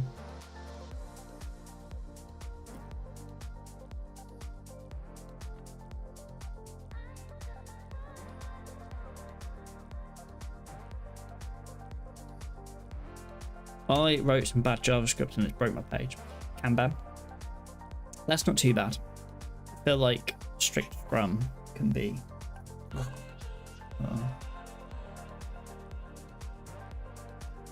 has a place. It has a place. I feel like there's actually like some of those methodologies can teach you a lot. There's a certain point where like they're almost like training wheels. You have to take them off at some point.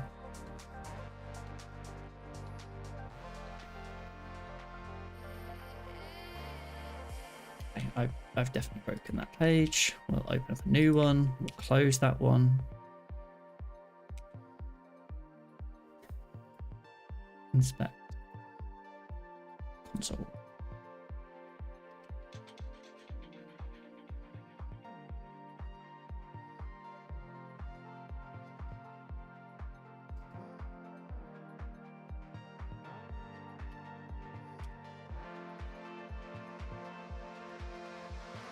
Let's just grab one of them, right? Dot data set. Is that not data? So thing, it kind of works for my team, but we get a constant flow of support tickets. So thing I1 or I2 aren't able to resolve. That makes sense.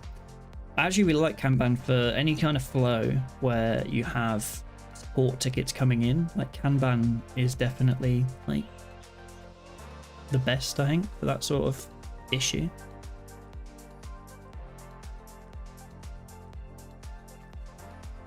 Why can't I access the data set of this element? Data set.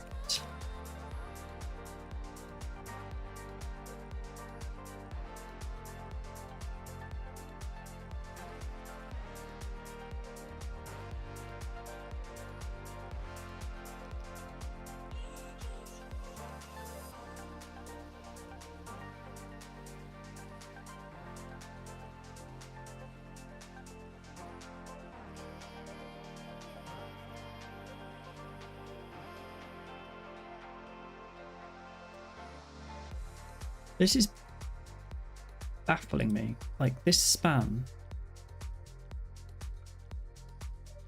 Sure is a global variable. Got temp 1. Right, temp 1 is the element.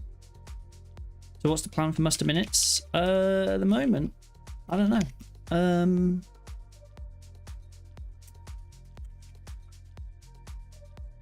I don't. It's not a data set. It's literally. I'm looking at it right in front of me. It's not a data hyphen start. It's a temp. It's an attribute. Get attribute start. Anyway, what is the plan for muster minutes? Sorry about that. I was just being blind right there.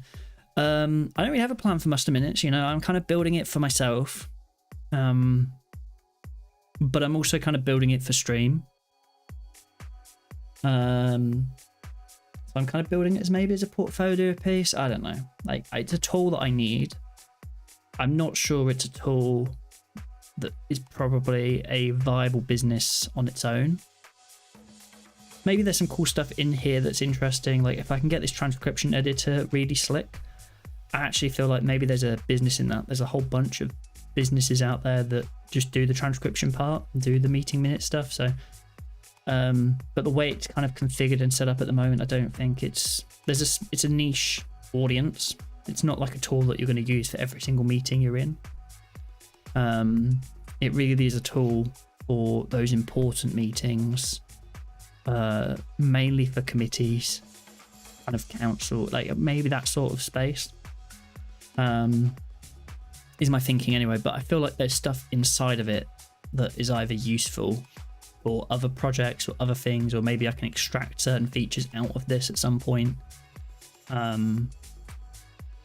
Yeah, so I don't know, like maybe there's something interesting that comes out of it. I'm just kind of building it for me at the moment, but I'm also just building it out as a thing that other people can just use if they want to, you know. So I'm not really doing too much of my product thinking on it too much like I would normally for other projects I work on. My partner takes minutes for board meetings, a local art gallery, something you should use. Yeah, I think it helps. It helps if you're like in the, like, it really comes more useful if you're actually supposed to be participating in the meeting as well as take the minutes. Because it means you can focus more on being in the meeting than taking the minutes for the meeting, which actually is a full-time, like full-time as in the meeting full-time role. Like if you're the minute taker, you're not really participating in the meeting, I don't feel like, at least not effectively. It almost feels like the Peter principle,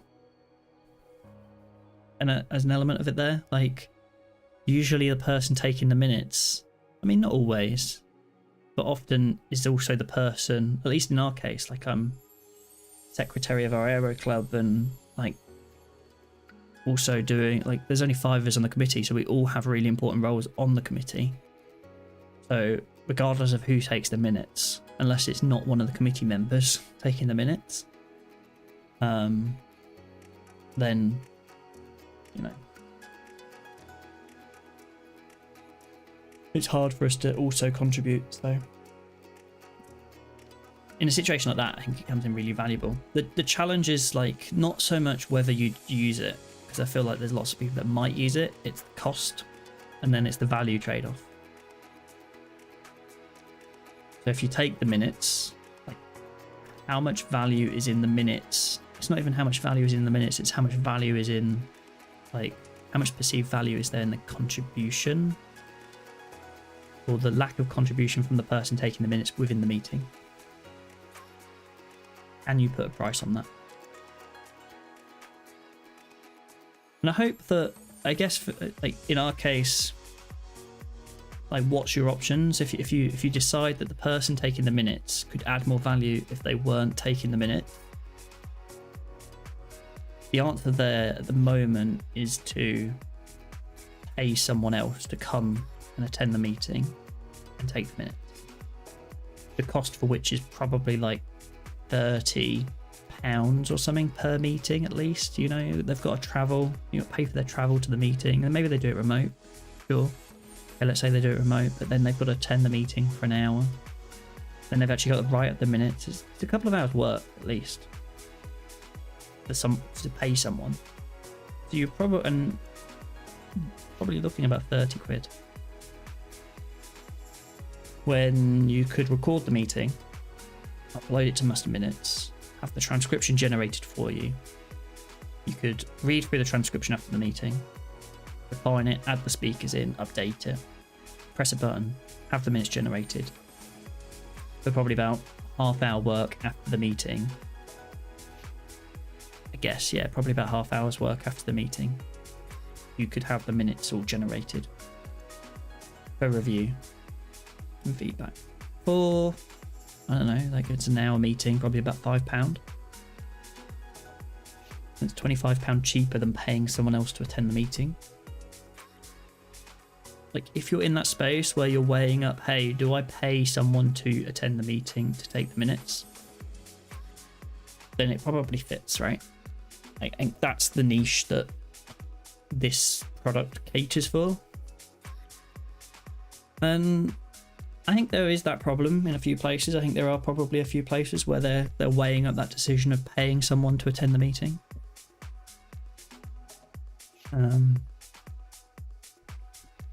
But it's small.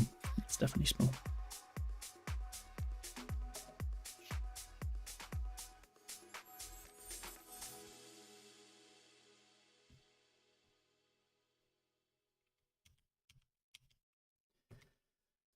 Okay. Now we finally solved this problem. Like we were messing about with whatever we were doing, when actually what we wanted to do was .get attribute start.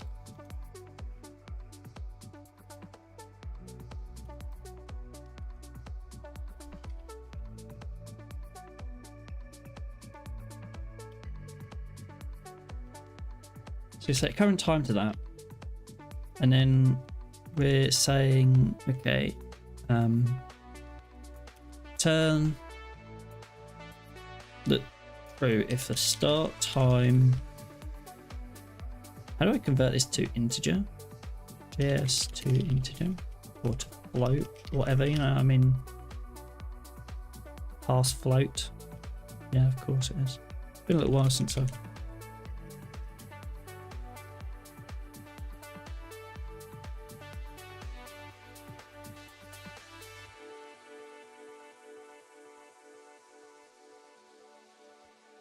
pass float.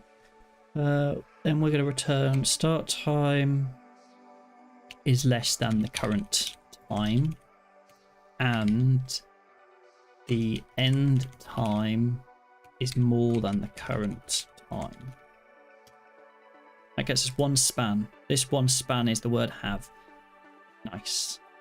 So we should be able to go in here and say const time words is that words 0, or yeah, we'll just do 0 dot style dot background red.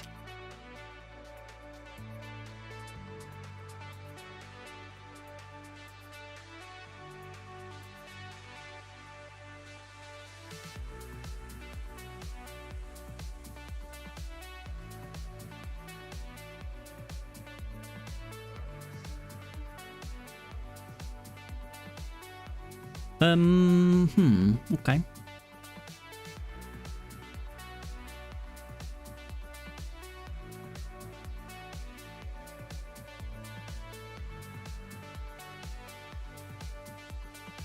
That'd be cool to kind of get in. I think maybe let's have a Rails G stimulus.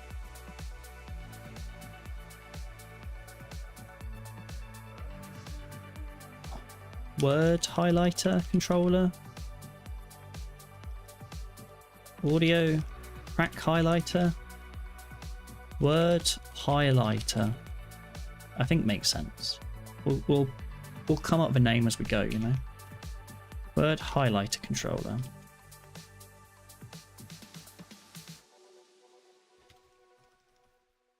do thing. I don't know what the thing is yet, but we're doing a thing, you know. We're going to have that in there. And it's going to involve this.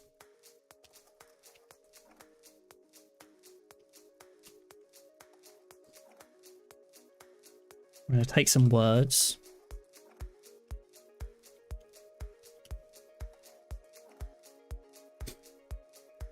And we're going to do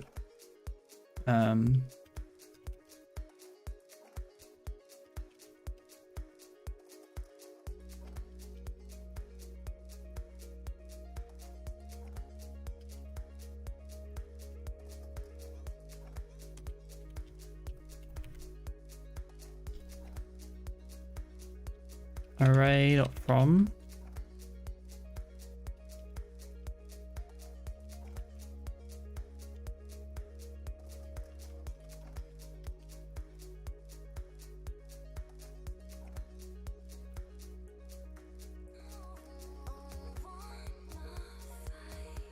Find all of those words and add the word highlight.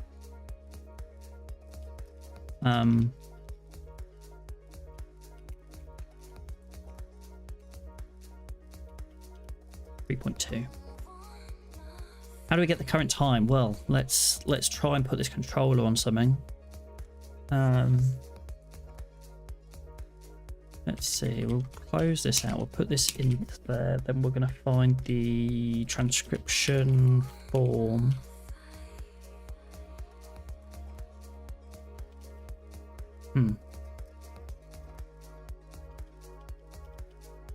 I think we need to move the audio tag into the form.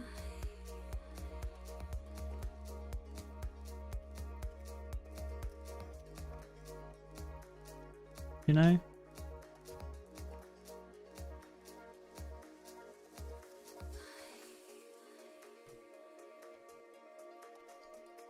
Shouldn't make any difference to what it looks like.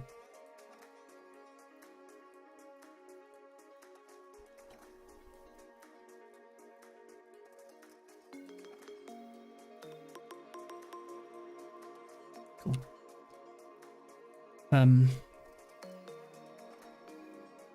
Word highlighter.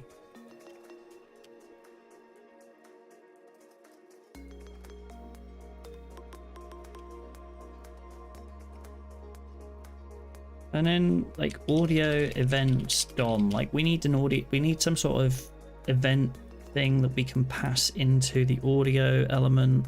We need to find its events. What events do we have that we can piggyback off of?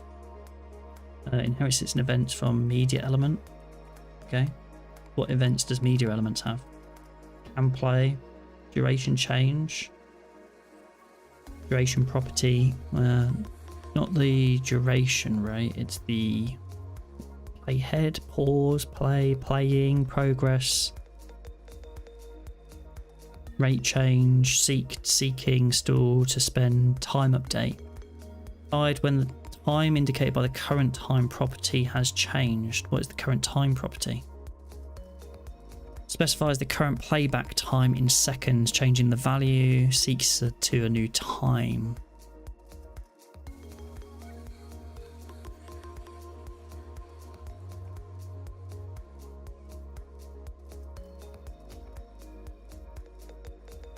It will be thrown between 4 Hz and 66 Hz. So we can do time update, you know. So perhaps we do on here, we do an action, you know. Oh, actually it will be data. And then action, time update. And we're going to call the word highlighter update. I don't know, we'll come back to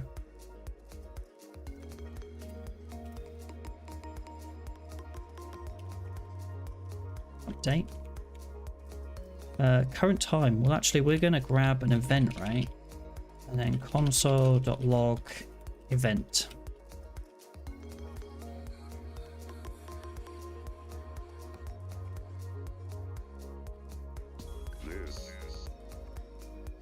getting all of these events, you know.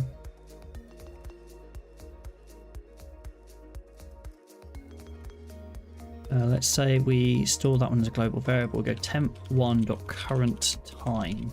Well, there we go. There is a current time. So we now have event.target current time. So we do event.target.current time. And then adding the class highlight at the moment. Let's just do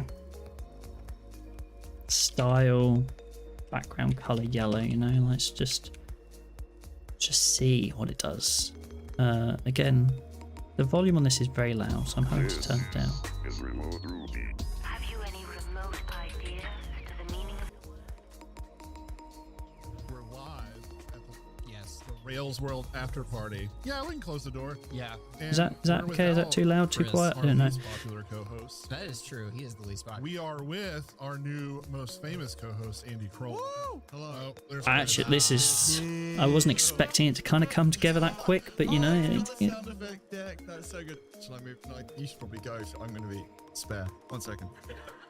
Ladies and gentlemen, Yo. award-winning Ruby developer Chris Oliver. Keep it muted. We did it. We made it. Cheers. Finally. Cheers, gentlemen.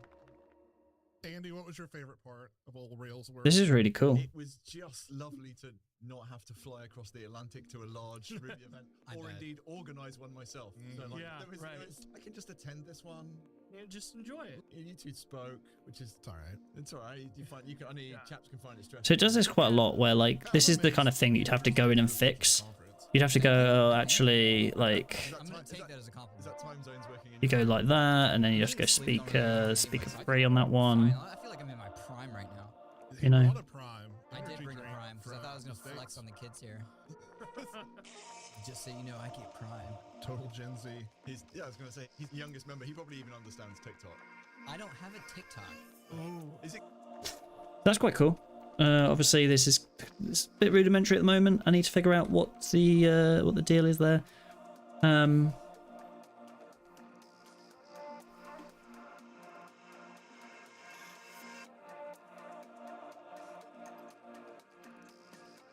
I also need to figure out. I joined your Discord group, Coolio. Cool, thank you. I've not got much going on with Discord at the moment. But yeah, thank you for dropping in. I mostly have just announcements on there at the moment, but I occasionally will post some stuff, I think. Still figuring out what to do with it. I think as I'm streaming more and have people drop in there, there'll be some stuff I want to create. So I try to keep the channels less, but I also kind of feel that maybe we'll have, I don't know. If you've got any ideas of what would be cool in there, then let me know. I do want to make more use of it.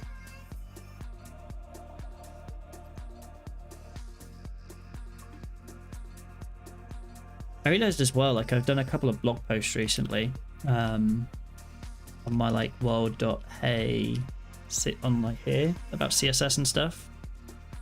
I'm already beating my record of last year. I did 1 blog post. This year I've done 2, and apparently something about February as well, you know, February 1st. And then February 5th and 6th this year. I don't know. So I did this one mostly because I knew that I only did 1 every year in the last couple of years. So maybe I should post those in there next time when I post them as well. So I'll kind of post stuff that I'm doing and post some up in there.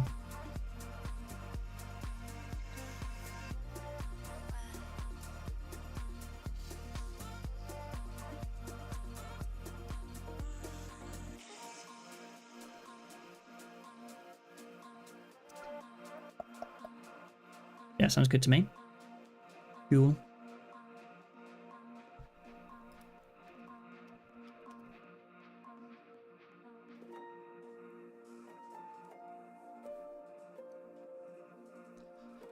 I wonder if, yes, surround inner word those brackets and then delete to the end of the line would still work.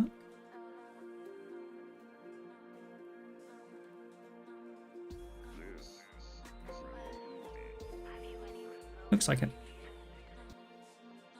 It was interesting how you didn't get highlighted there. I guess it's just, it was so short and it just doesn't get hit by the be nice to meet more people in the same area of work. Yeah, I want to create a bit of a community space for that sort of thing. So that'd be cool. Of people at different levels as well, I think that would be interesting.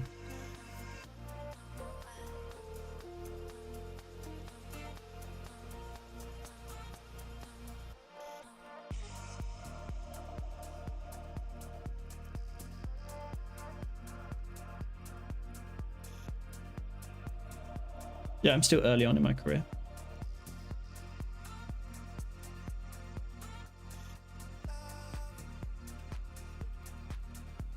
We all start somewhere.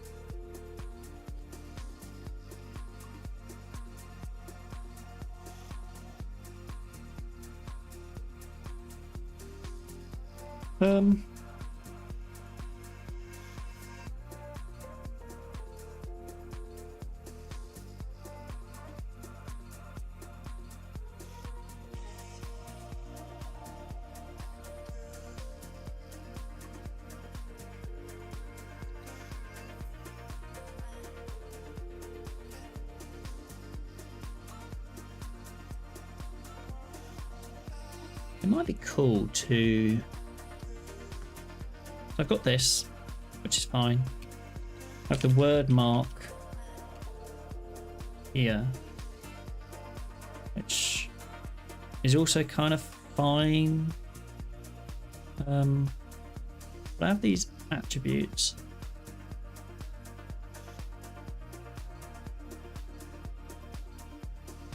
This render HTML in TipTap. I wonder if I could do something with this that hooks it a little bit more into stimulus in a way that just feels like it's more native stimulus rather than doing this like query selector. So for this we need TipTap stocks. But every time I go on TipTap's website it looks different. Like,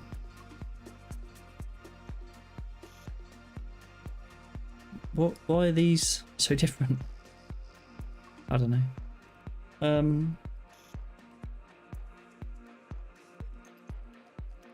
API marks. The API that I want to look for is this render HTML. Render HTML.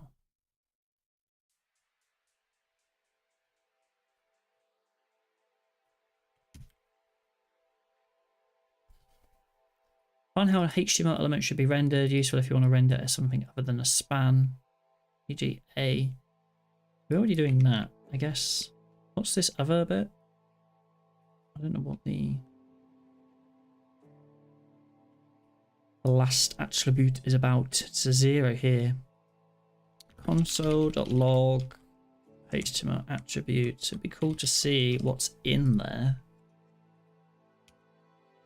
Refresh. Okay, cool. It is just an object. We can add stuff to it. What's this merge attributes function? Where does that come from? TipTap core. Merge attributes.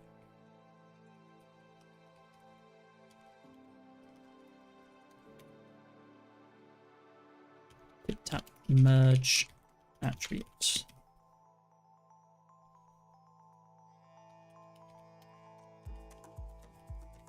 If you want to add some specific attributes, okay, fine, they just give you a little helper to do some of that stuff. Fine, I think that's nice. So I can basically add in a separate object here. Can I do data? Do I have to hyphenate these or do I have to, like, what's it going to do there? So let's just try data controller or data word highlighter target word. And what's going to happen there, you know? Curious. I'm curious. Okay, that's not, you just lowercase them all. That wasn't what I intended.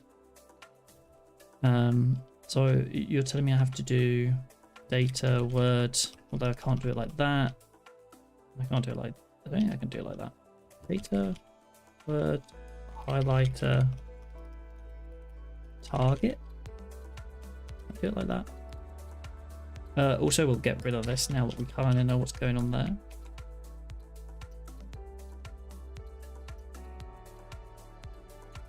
Okay, that works.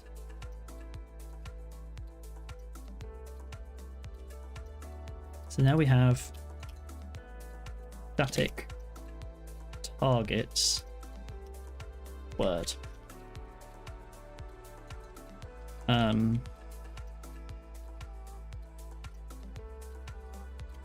This dot word targets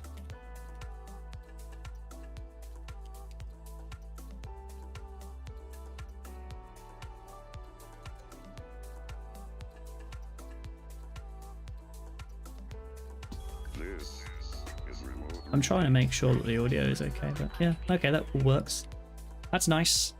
So the word highlighter now just has words that it can target, and it's going to expect that those words have the start and end attributes. I kind of don't like how that they are start and end, you know. So perhaps we're going to create our own set of attributes here. Delete to there.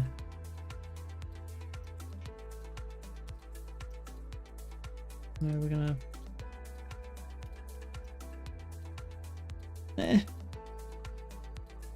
Yeah, I don't need that anymore. Get rid of it. Oh, no, I will need that. I will need that. Bring it back. Data type. You know. This dot options dot type. No. HTML attributes.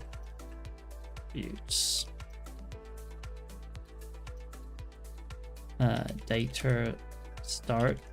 You know, I'm doing this, but as I'm doing this, I'm pretty sure I'm gonna have to render these back in on the parse HTML.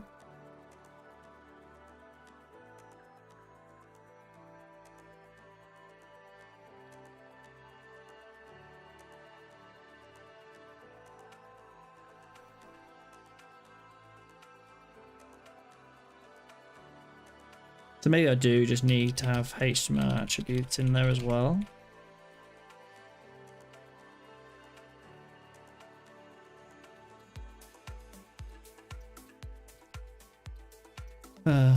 End, you know.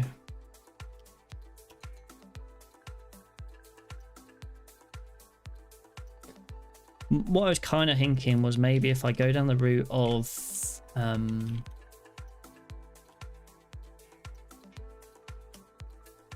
using stimulus, I can set values on the targets, but I don't actually know if that's how targets, that all works, right?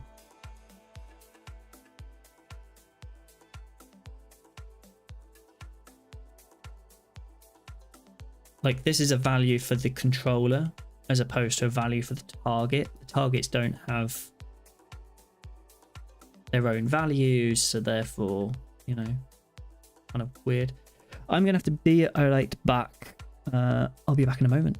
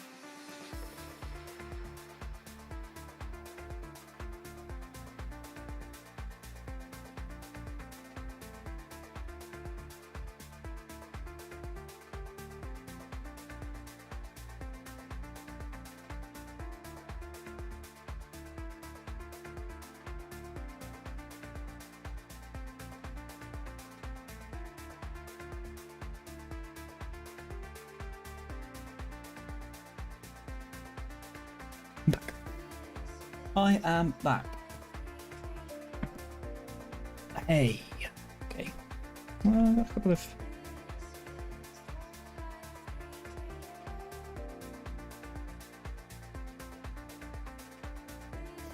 Okay.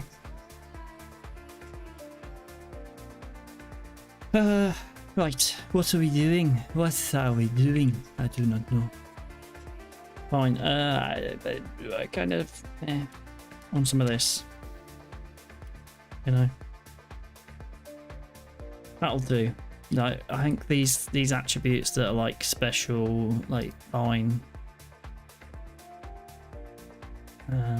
But that does now mean we have this way of targeting these words, but applying our style to them. I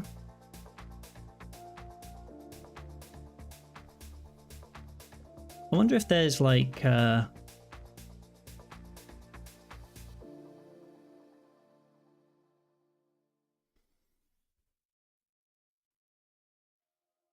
do we unhighlight the words, you know? That's like the next thing. Like, we are highlighting these words as we're kind of getting the current time.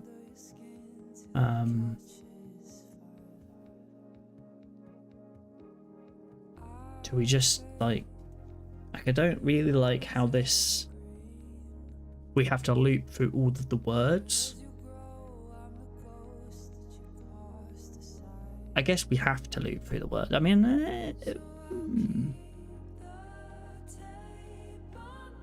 what kind of approaches could we use to like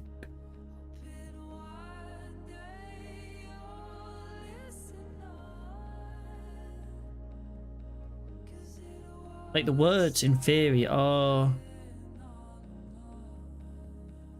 in order, right? If we console.log this.word targets, I assume that Rails is going to keep these in the order that they. It's not Rails, it's Stimulus, but how are they ordered?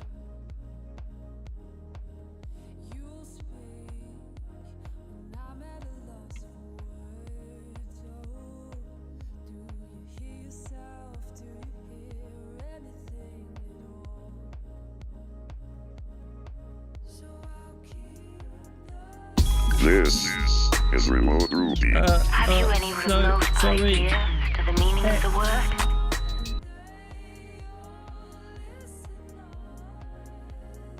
The page locked up, you know.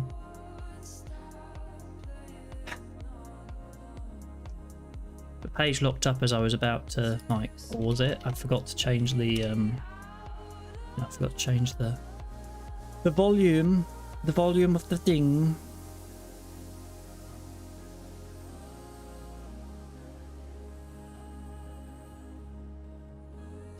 Is there a way of just setting the volume lower? Like, can I programmatically set the volume?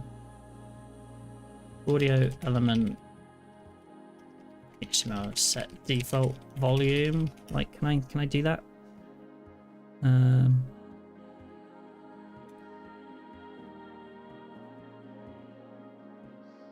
Is there just a volume and I can set it between? Okay, fine.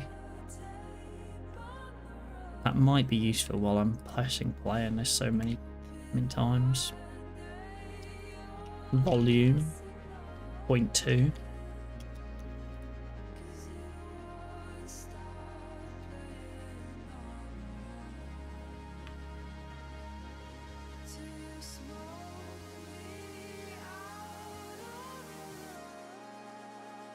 I forget a comma?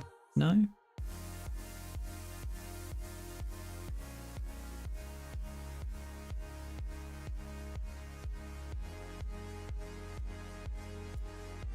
Does it have to be like 0.2? Probably. Yeah. It doesn't seem to have done anything for you. This No, still really is loud. Remote Ruby. Have also you I've any got some remote sort of- idea to the meaning of the word?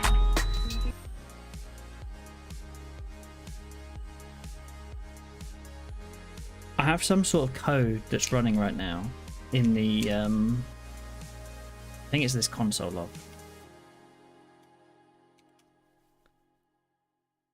that just locks the page up, and so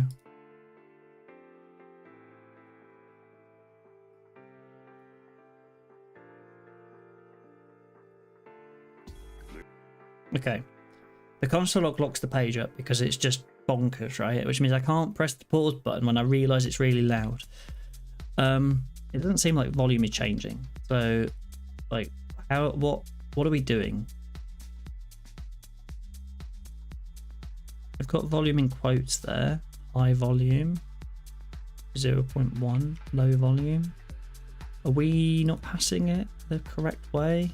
There's 0.2 on the audio element, you know.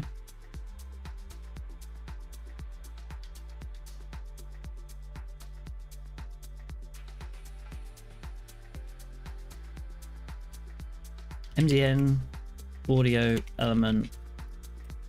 Let's just find the thing. Attributes.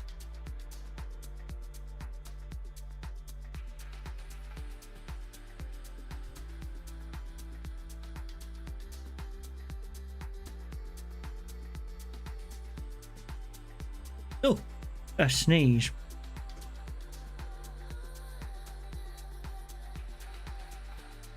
Well,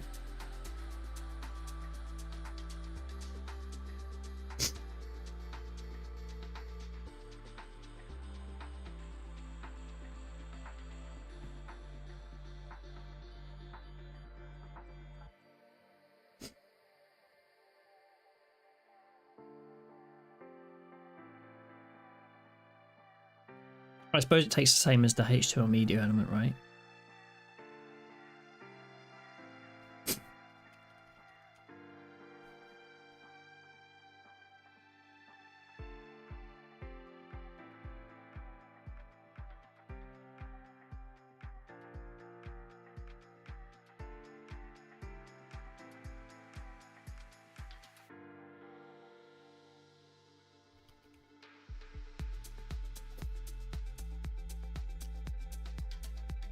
We can set the volume programmatically, sure, but like, how do I want to set it?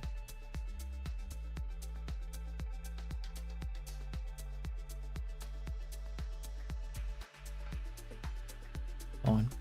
I think what we'll do is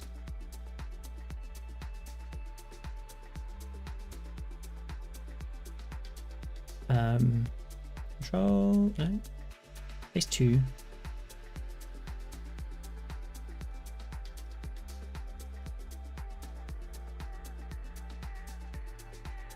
On load. Console.log. Hello? Hi? Is that gonna work?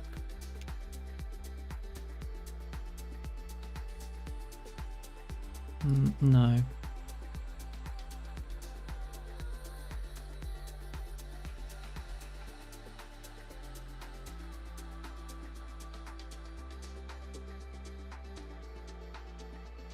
So like the other thing that I could just do is just do a data, and then we could call it word highlighter target is player, and then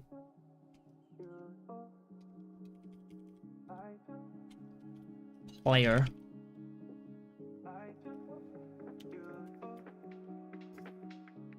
and then player target connected.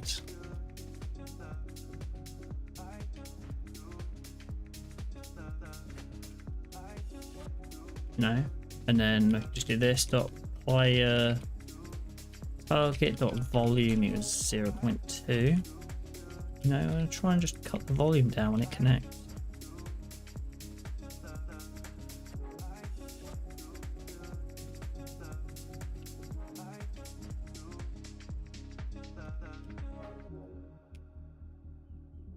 Okay, that's not the right thing, so there must be a item target connected.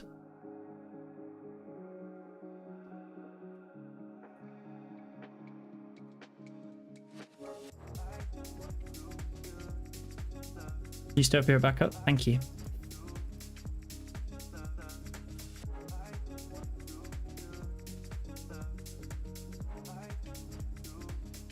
Word highlighted target. Okay.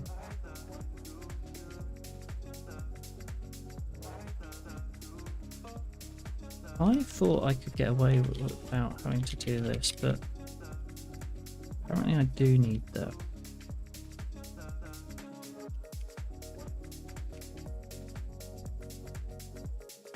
Okay, cool. Now, This still loud, but it's a lot less loud.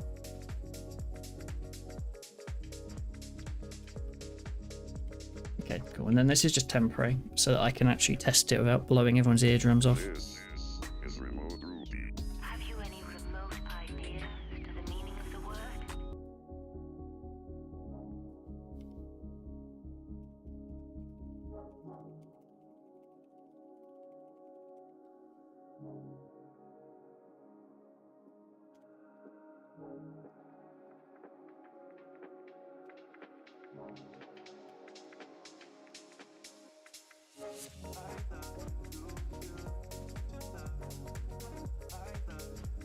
Okay. And then when I play it again, This is remote Ruby. Have you any remote idea as to the meaning of the word? it really struggles with the jingle at the beginning. Yes. The Rails World after party. Yeah, we can close the door. Yeah. And we're without Chris. our least popular co-host. That is true. He is the least popular. We are with our new most famous co-host, Andy Kroll. Hello. Oh, there's Chris. Boo.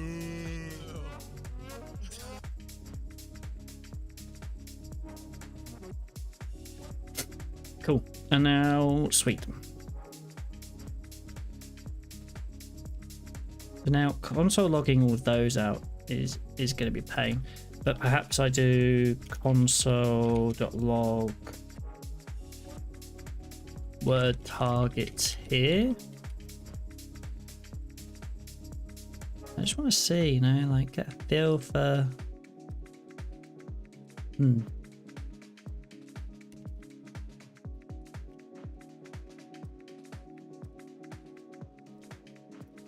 Let's just do this dot has logged false, and then if not this dot has logged console log update console dot log it's dot word targets, and that's true. So we only do that log once because otherwise we're going to break the page.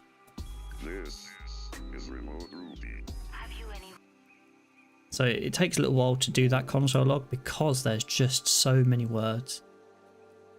And actually there's more words here than we had before when we did our kind of thing like this. There's a few thousand. There's 1,000 more words or so. Less than 1,000 more words. So there's a lot of words anyway in this document. I'm assuming they are effectively in the order they happen in the document, right? So like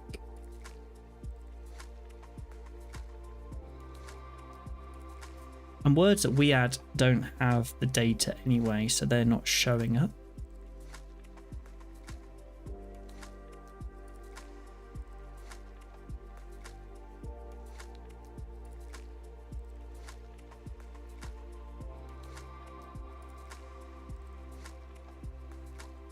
Oh no, they do. Because these are all the words, right? So we know that that's kind of what's going on there. If I jump in here and go a new word and go yes. But now I need to be able to get that thing. Let's just console itself. You know, let's make that available. This is remote Ruby. So then when we That didn't get a self. That's because there isn't a thing called. I want this, not self. Ruby code is in my head now, and every time I write JavaScript, I end up doing the wrong blimming keyword. Hey ho. Play. Pause. Have you any Not sure what I expected there. It wasn't that.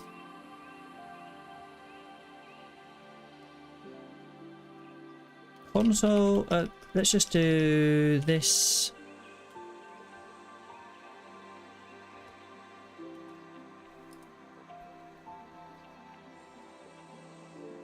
So as a global object, temp1 dot. I want to access like the word targets, right? Okay, cool. I can access those now. Cool. So if I go in here, it's got 7,076 right now, and I'm going to get rid of the word test. 7,075, right? And I'm going to go in here, and I know in the first set this is remote Ruby. Do you have any remote idea? But I'm going to go in here and add the word trains, you know? And I'm going to grab the word targets again, and then I'm going to look at the first set. This is remote, and do you have 2 trains? So they are in the order. So even when I add this word in, whenever we get word targets, they are in the order of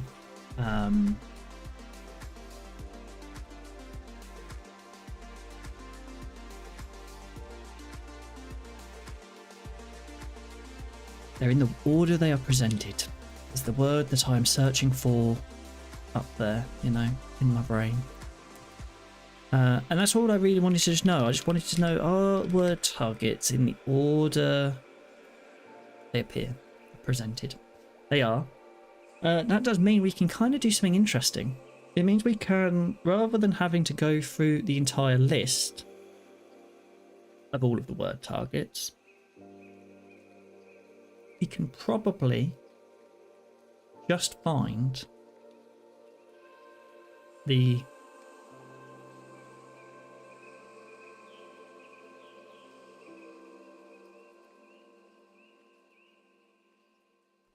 word.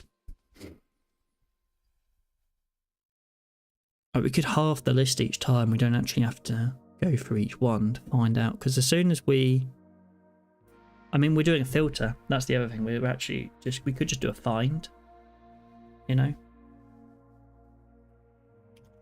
find, and then is words now going to be, I have a feeling words is now just going to be This is remote Ruby. have you any remote ideas?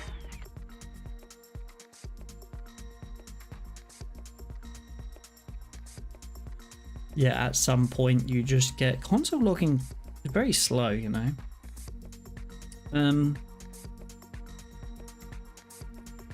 That just gives us the word now, so it's no longer words, it is just word.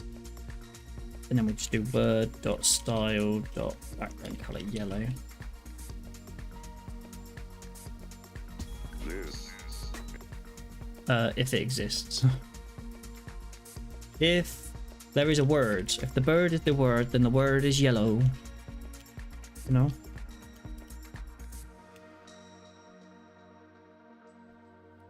this is remote Ruby. Have you any remote ideas to the meaning of the word?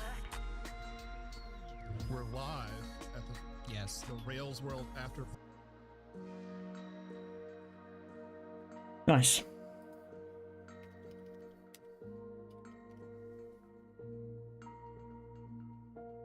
I think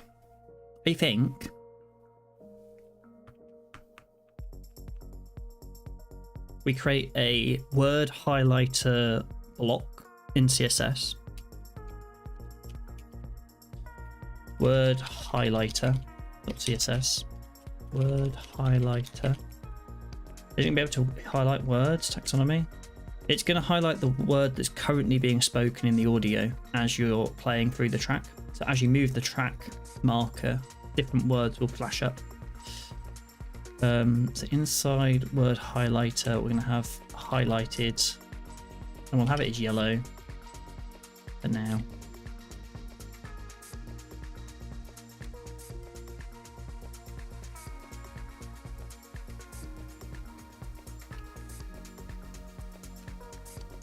Word highlighter, highlighted.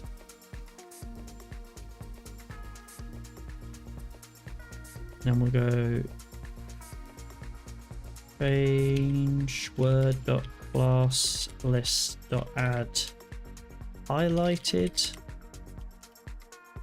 And then we'll also find this and just go word highlighter.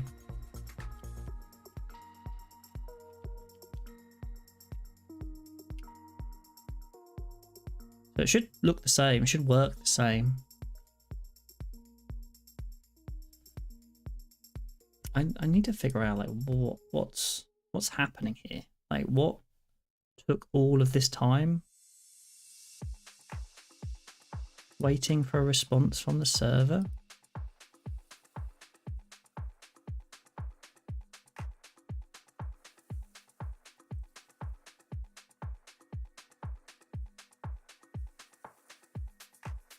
I mean, it is a big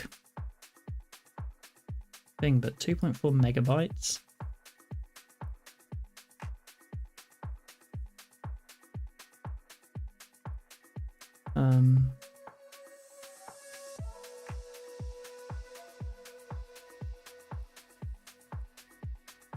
How do I get this to go back to whatever sort order it was doing before, which was like time, but like not time, it was like the sort by...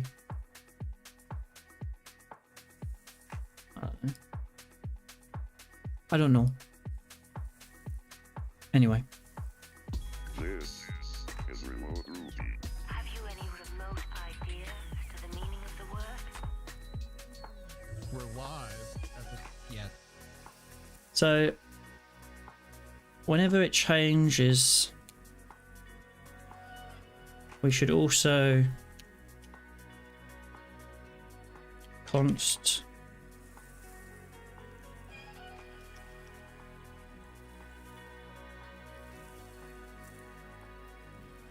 remove other highlighted words. Sure, I could go over all of the word highlights, but would it not be better to do like this dot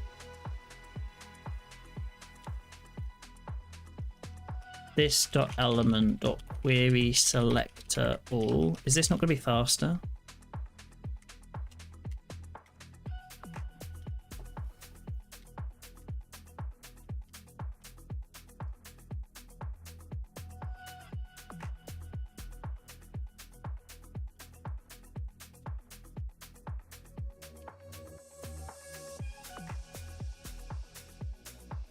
This is remote Ruby. Have you any remote ideas to the meaning of the word? And yeah, remove is fine.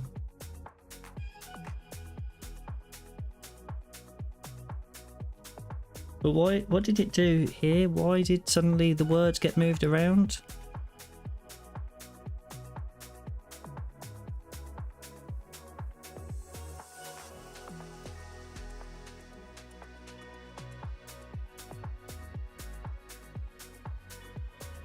This is remote Ruby. Have you any remote ideas to the meaning of the word? I think things are about to get very broken. live at Yes. the Rails World. Why is stuff...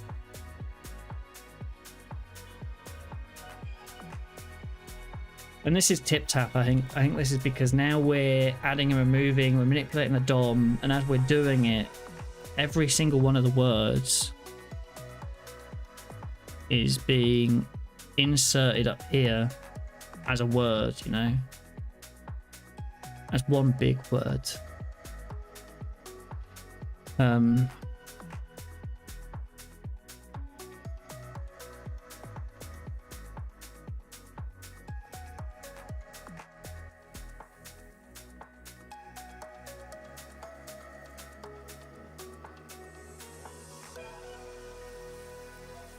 Hmm.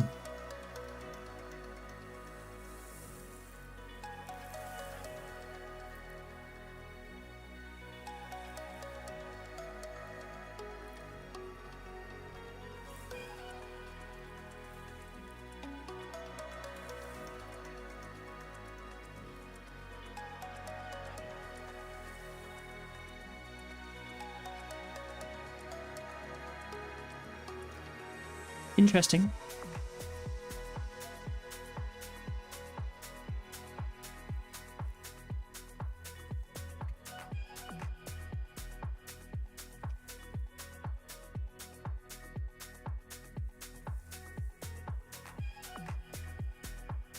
Back to fighting with Tip Tap, which is annoying.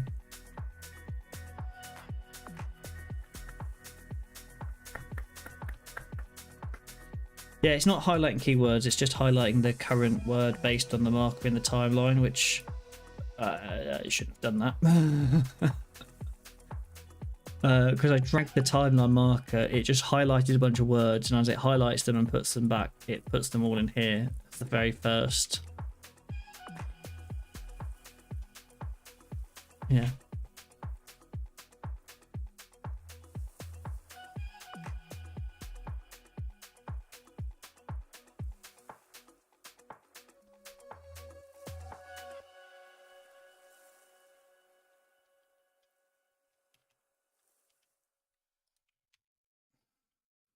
So this works. This is Remote Ruby. Have you any remote idea to the meaning of the word?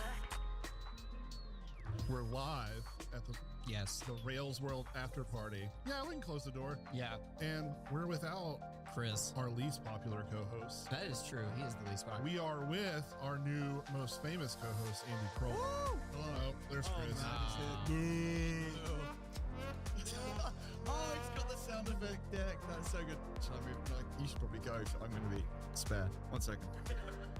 Ladies and gentlemen, Yo. award-winning Ruby developer Chris Oliver. Keep it muted. We did it. We made it. Oh, cheers. So it highlights the words as the audio is playing, which is really nice. And if I start to track ahead, like, I think Gotta fi- Skips like the first 30 seconds of the podcast. Andy, is that your comment? you should definitely use Honey Badger. It's the thing I should definitely pick up. Absolutely. obviously it kind of scanned for a bunch of words because I moved very quickly. Buzzsprout Yeah. For this. Yeah, they've been amazing. you Um, can't see it as you're listening. But you can feel the quality. Yeah, can you Yeah, We are literally inside an after party right now. yeah. Yeah. We're in a glass box of emotion. Rails World was fun. The end. No. So it highlights, but then when I try to remove the class highlight,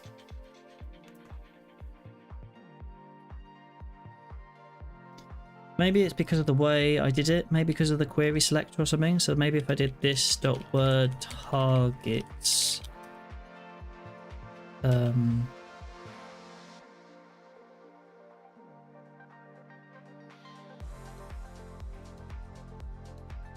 for each.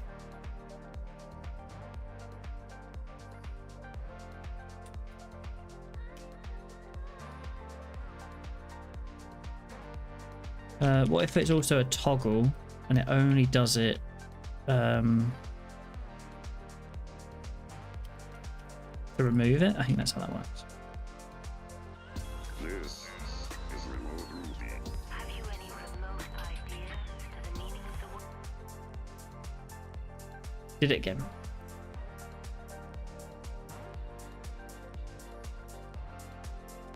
Four.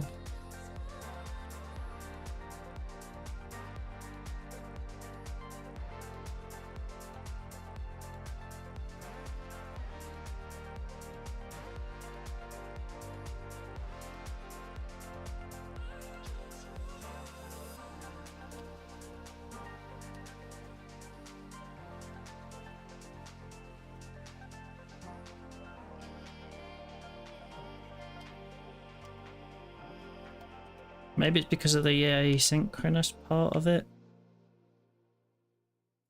This is Remote Ruby. Have you any remote idea to the meaning of the word? We're live at the Yes. The Rails world after No, Yeah. because now we're looping.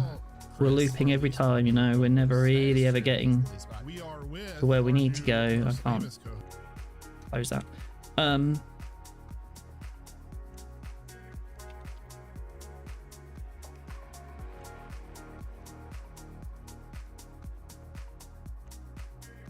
That just creates a constant loop, you know, like that doesn't work. And the other problem here is like this word targets.find, not very efficient. We've got 7,000 words to get through, and it's fine at the beginning because we just get to the first index and go, yeah, sure, yeah, sure, yeah, sure. But equally, if we were much further through the playhead, we were, you know, I'm sure that's disabled right now, but we were down like here, like 32 seconds, you know. In Sonic Pi, it has DRB because all Ruby has DRB. So I used that to send messages to this little Ruby script I had that was sending MIDI to my instruments. And so gave this talk in Ruby Kaigi, and then the conference organ. So that kind of works fine, but again, this is only a 32-minute meeting. What happens when the meeting is like 2 hours long, 3 hours long?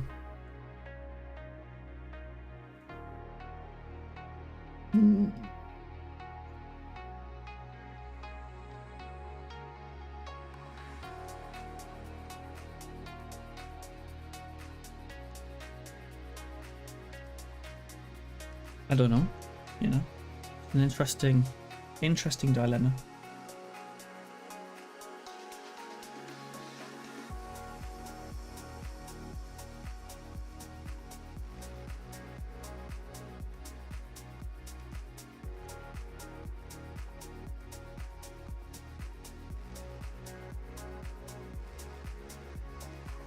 And the real problem I have again is I can't add or remove classes.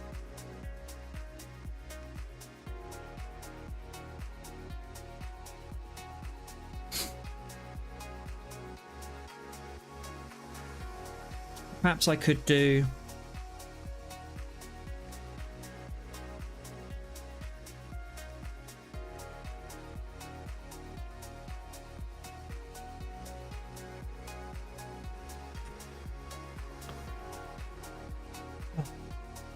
maybe I do const word, no, this dot word targets dot for each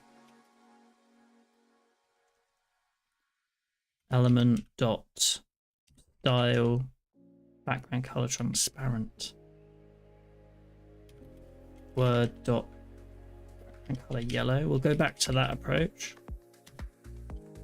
I wonder if I can change the background color of the elements without it affecting TipTap. This is remote Ruby. Have you any remote ideas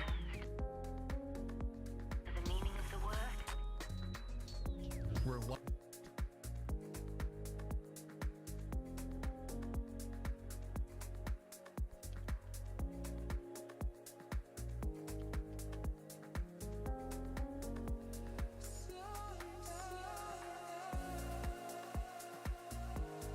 This is remote Ruby. Have you any remote ideas for the meaning of the word? we're live at Yes. the Rails world after party. Yeah, link. It really isn't like that, does it?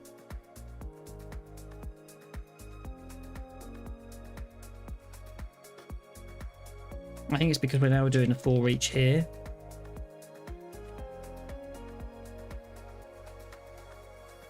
It's just a lot of elements to search through.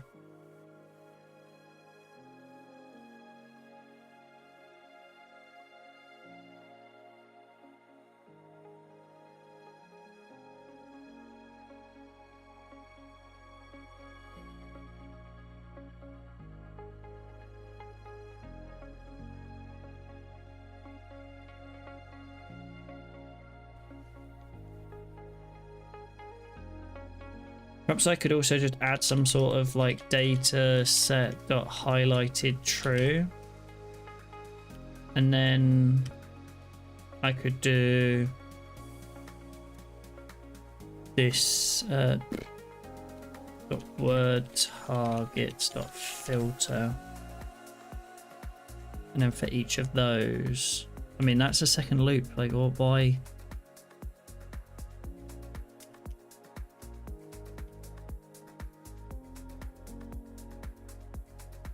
For each.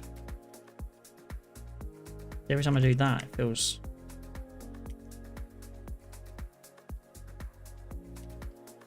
wrong, but maybe because I'm not doing anything with that, it'll be okay. This is remote Ruby. Have you any remote ideas to the meaning of the word? Maybe I get rid of the console log. Maybe every time I have the console log in there, it breaks it. This is remote Ruby. Have you any remote ideas to the meaning of the word? We're live at the Yes. Rails World after part. Still doing it. Still doing it.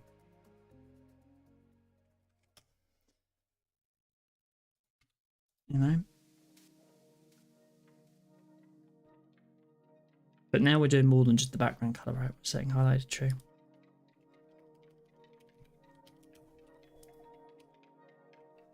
But again, if I... This is remote Ruby. Have you any remote ideas to the meaning of the word? We're live at the Yes. This doesn't Rails cause World the after problem. party.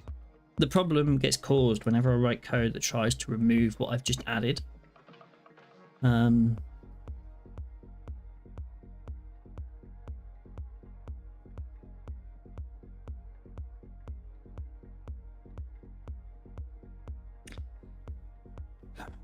Kind of debating having some sort of like timer or animation of the background color so that it fades out after a period of time. But also, if you, I kind of want it, if you pause it, it remains highlighted, or if you skim through, it'll highlight them. I don't know. The problem is we're fighting tip tap again, and I don't.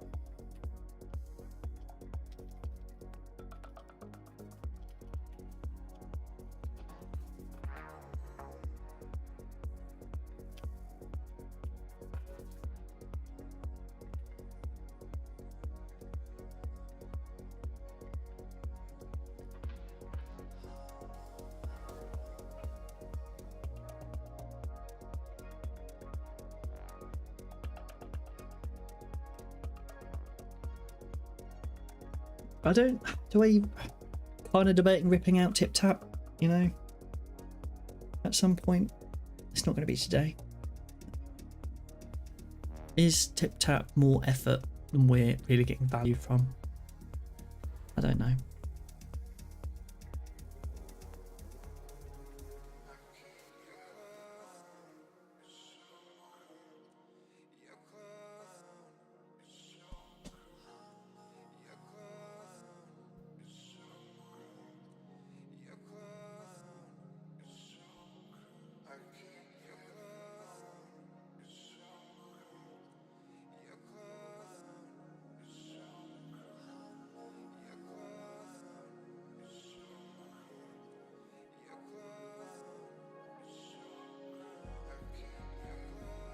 I'm not sure.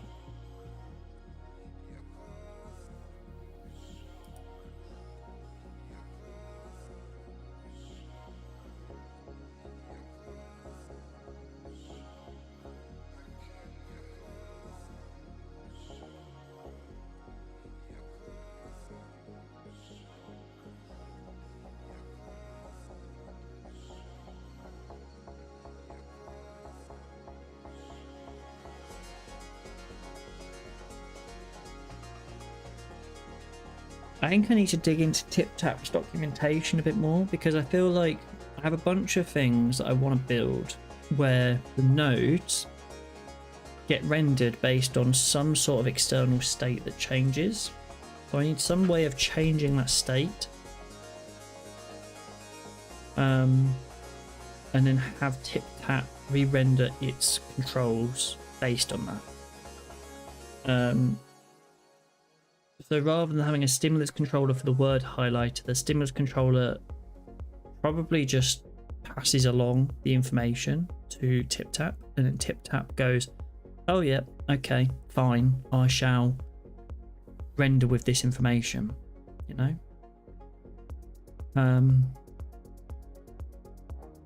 But I don't know how that works right now.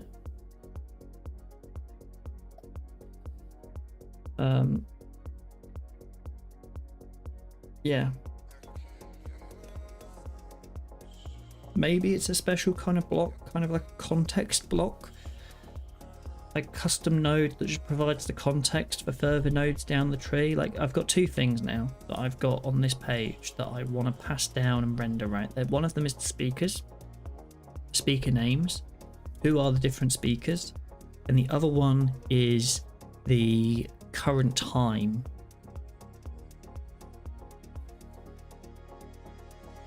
But what's interesting is as the current time is moving, it needs to work out what nodes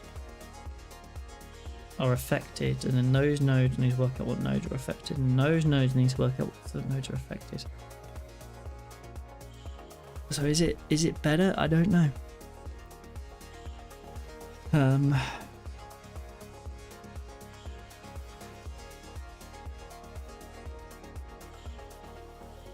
But I think I need to do some digging, some research into this issue, and then come back to it.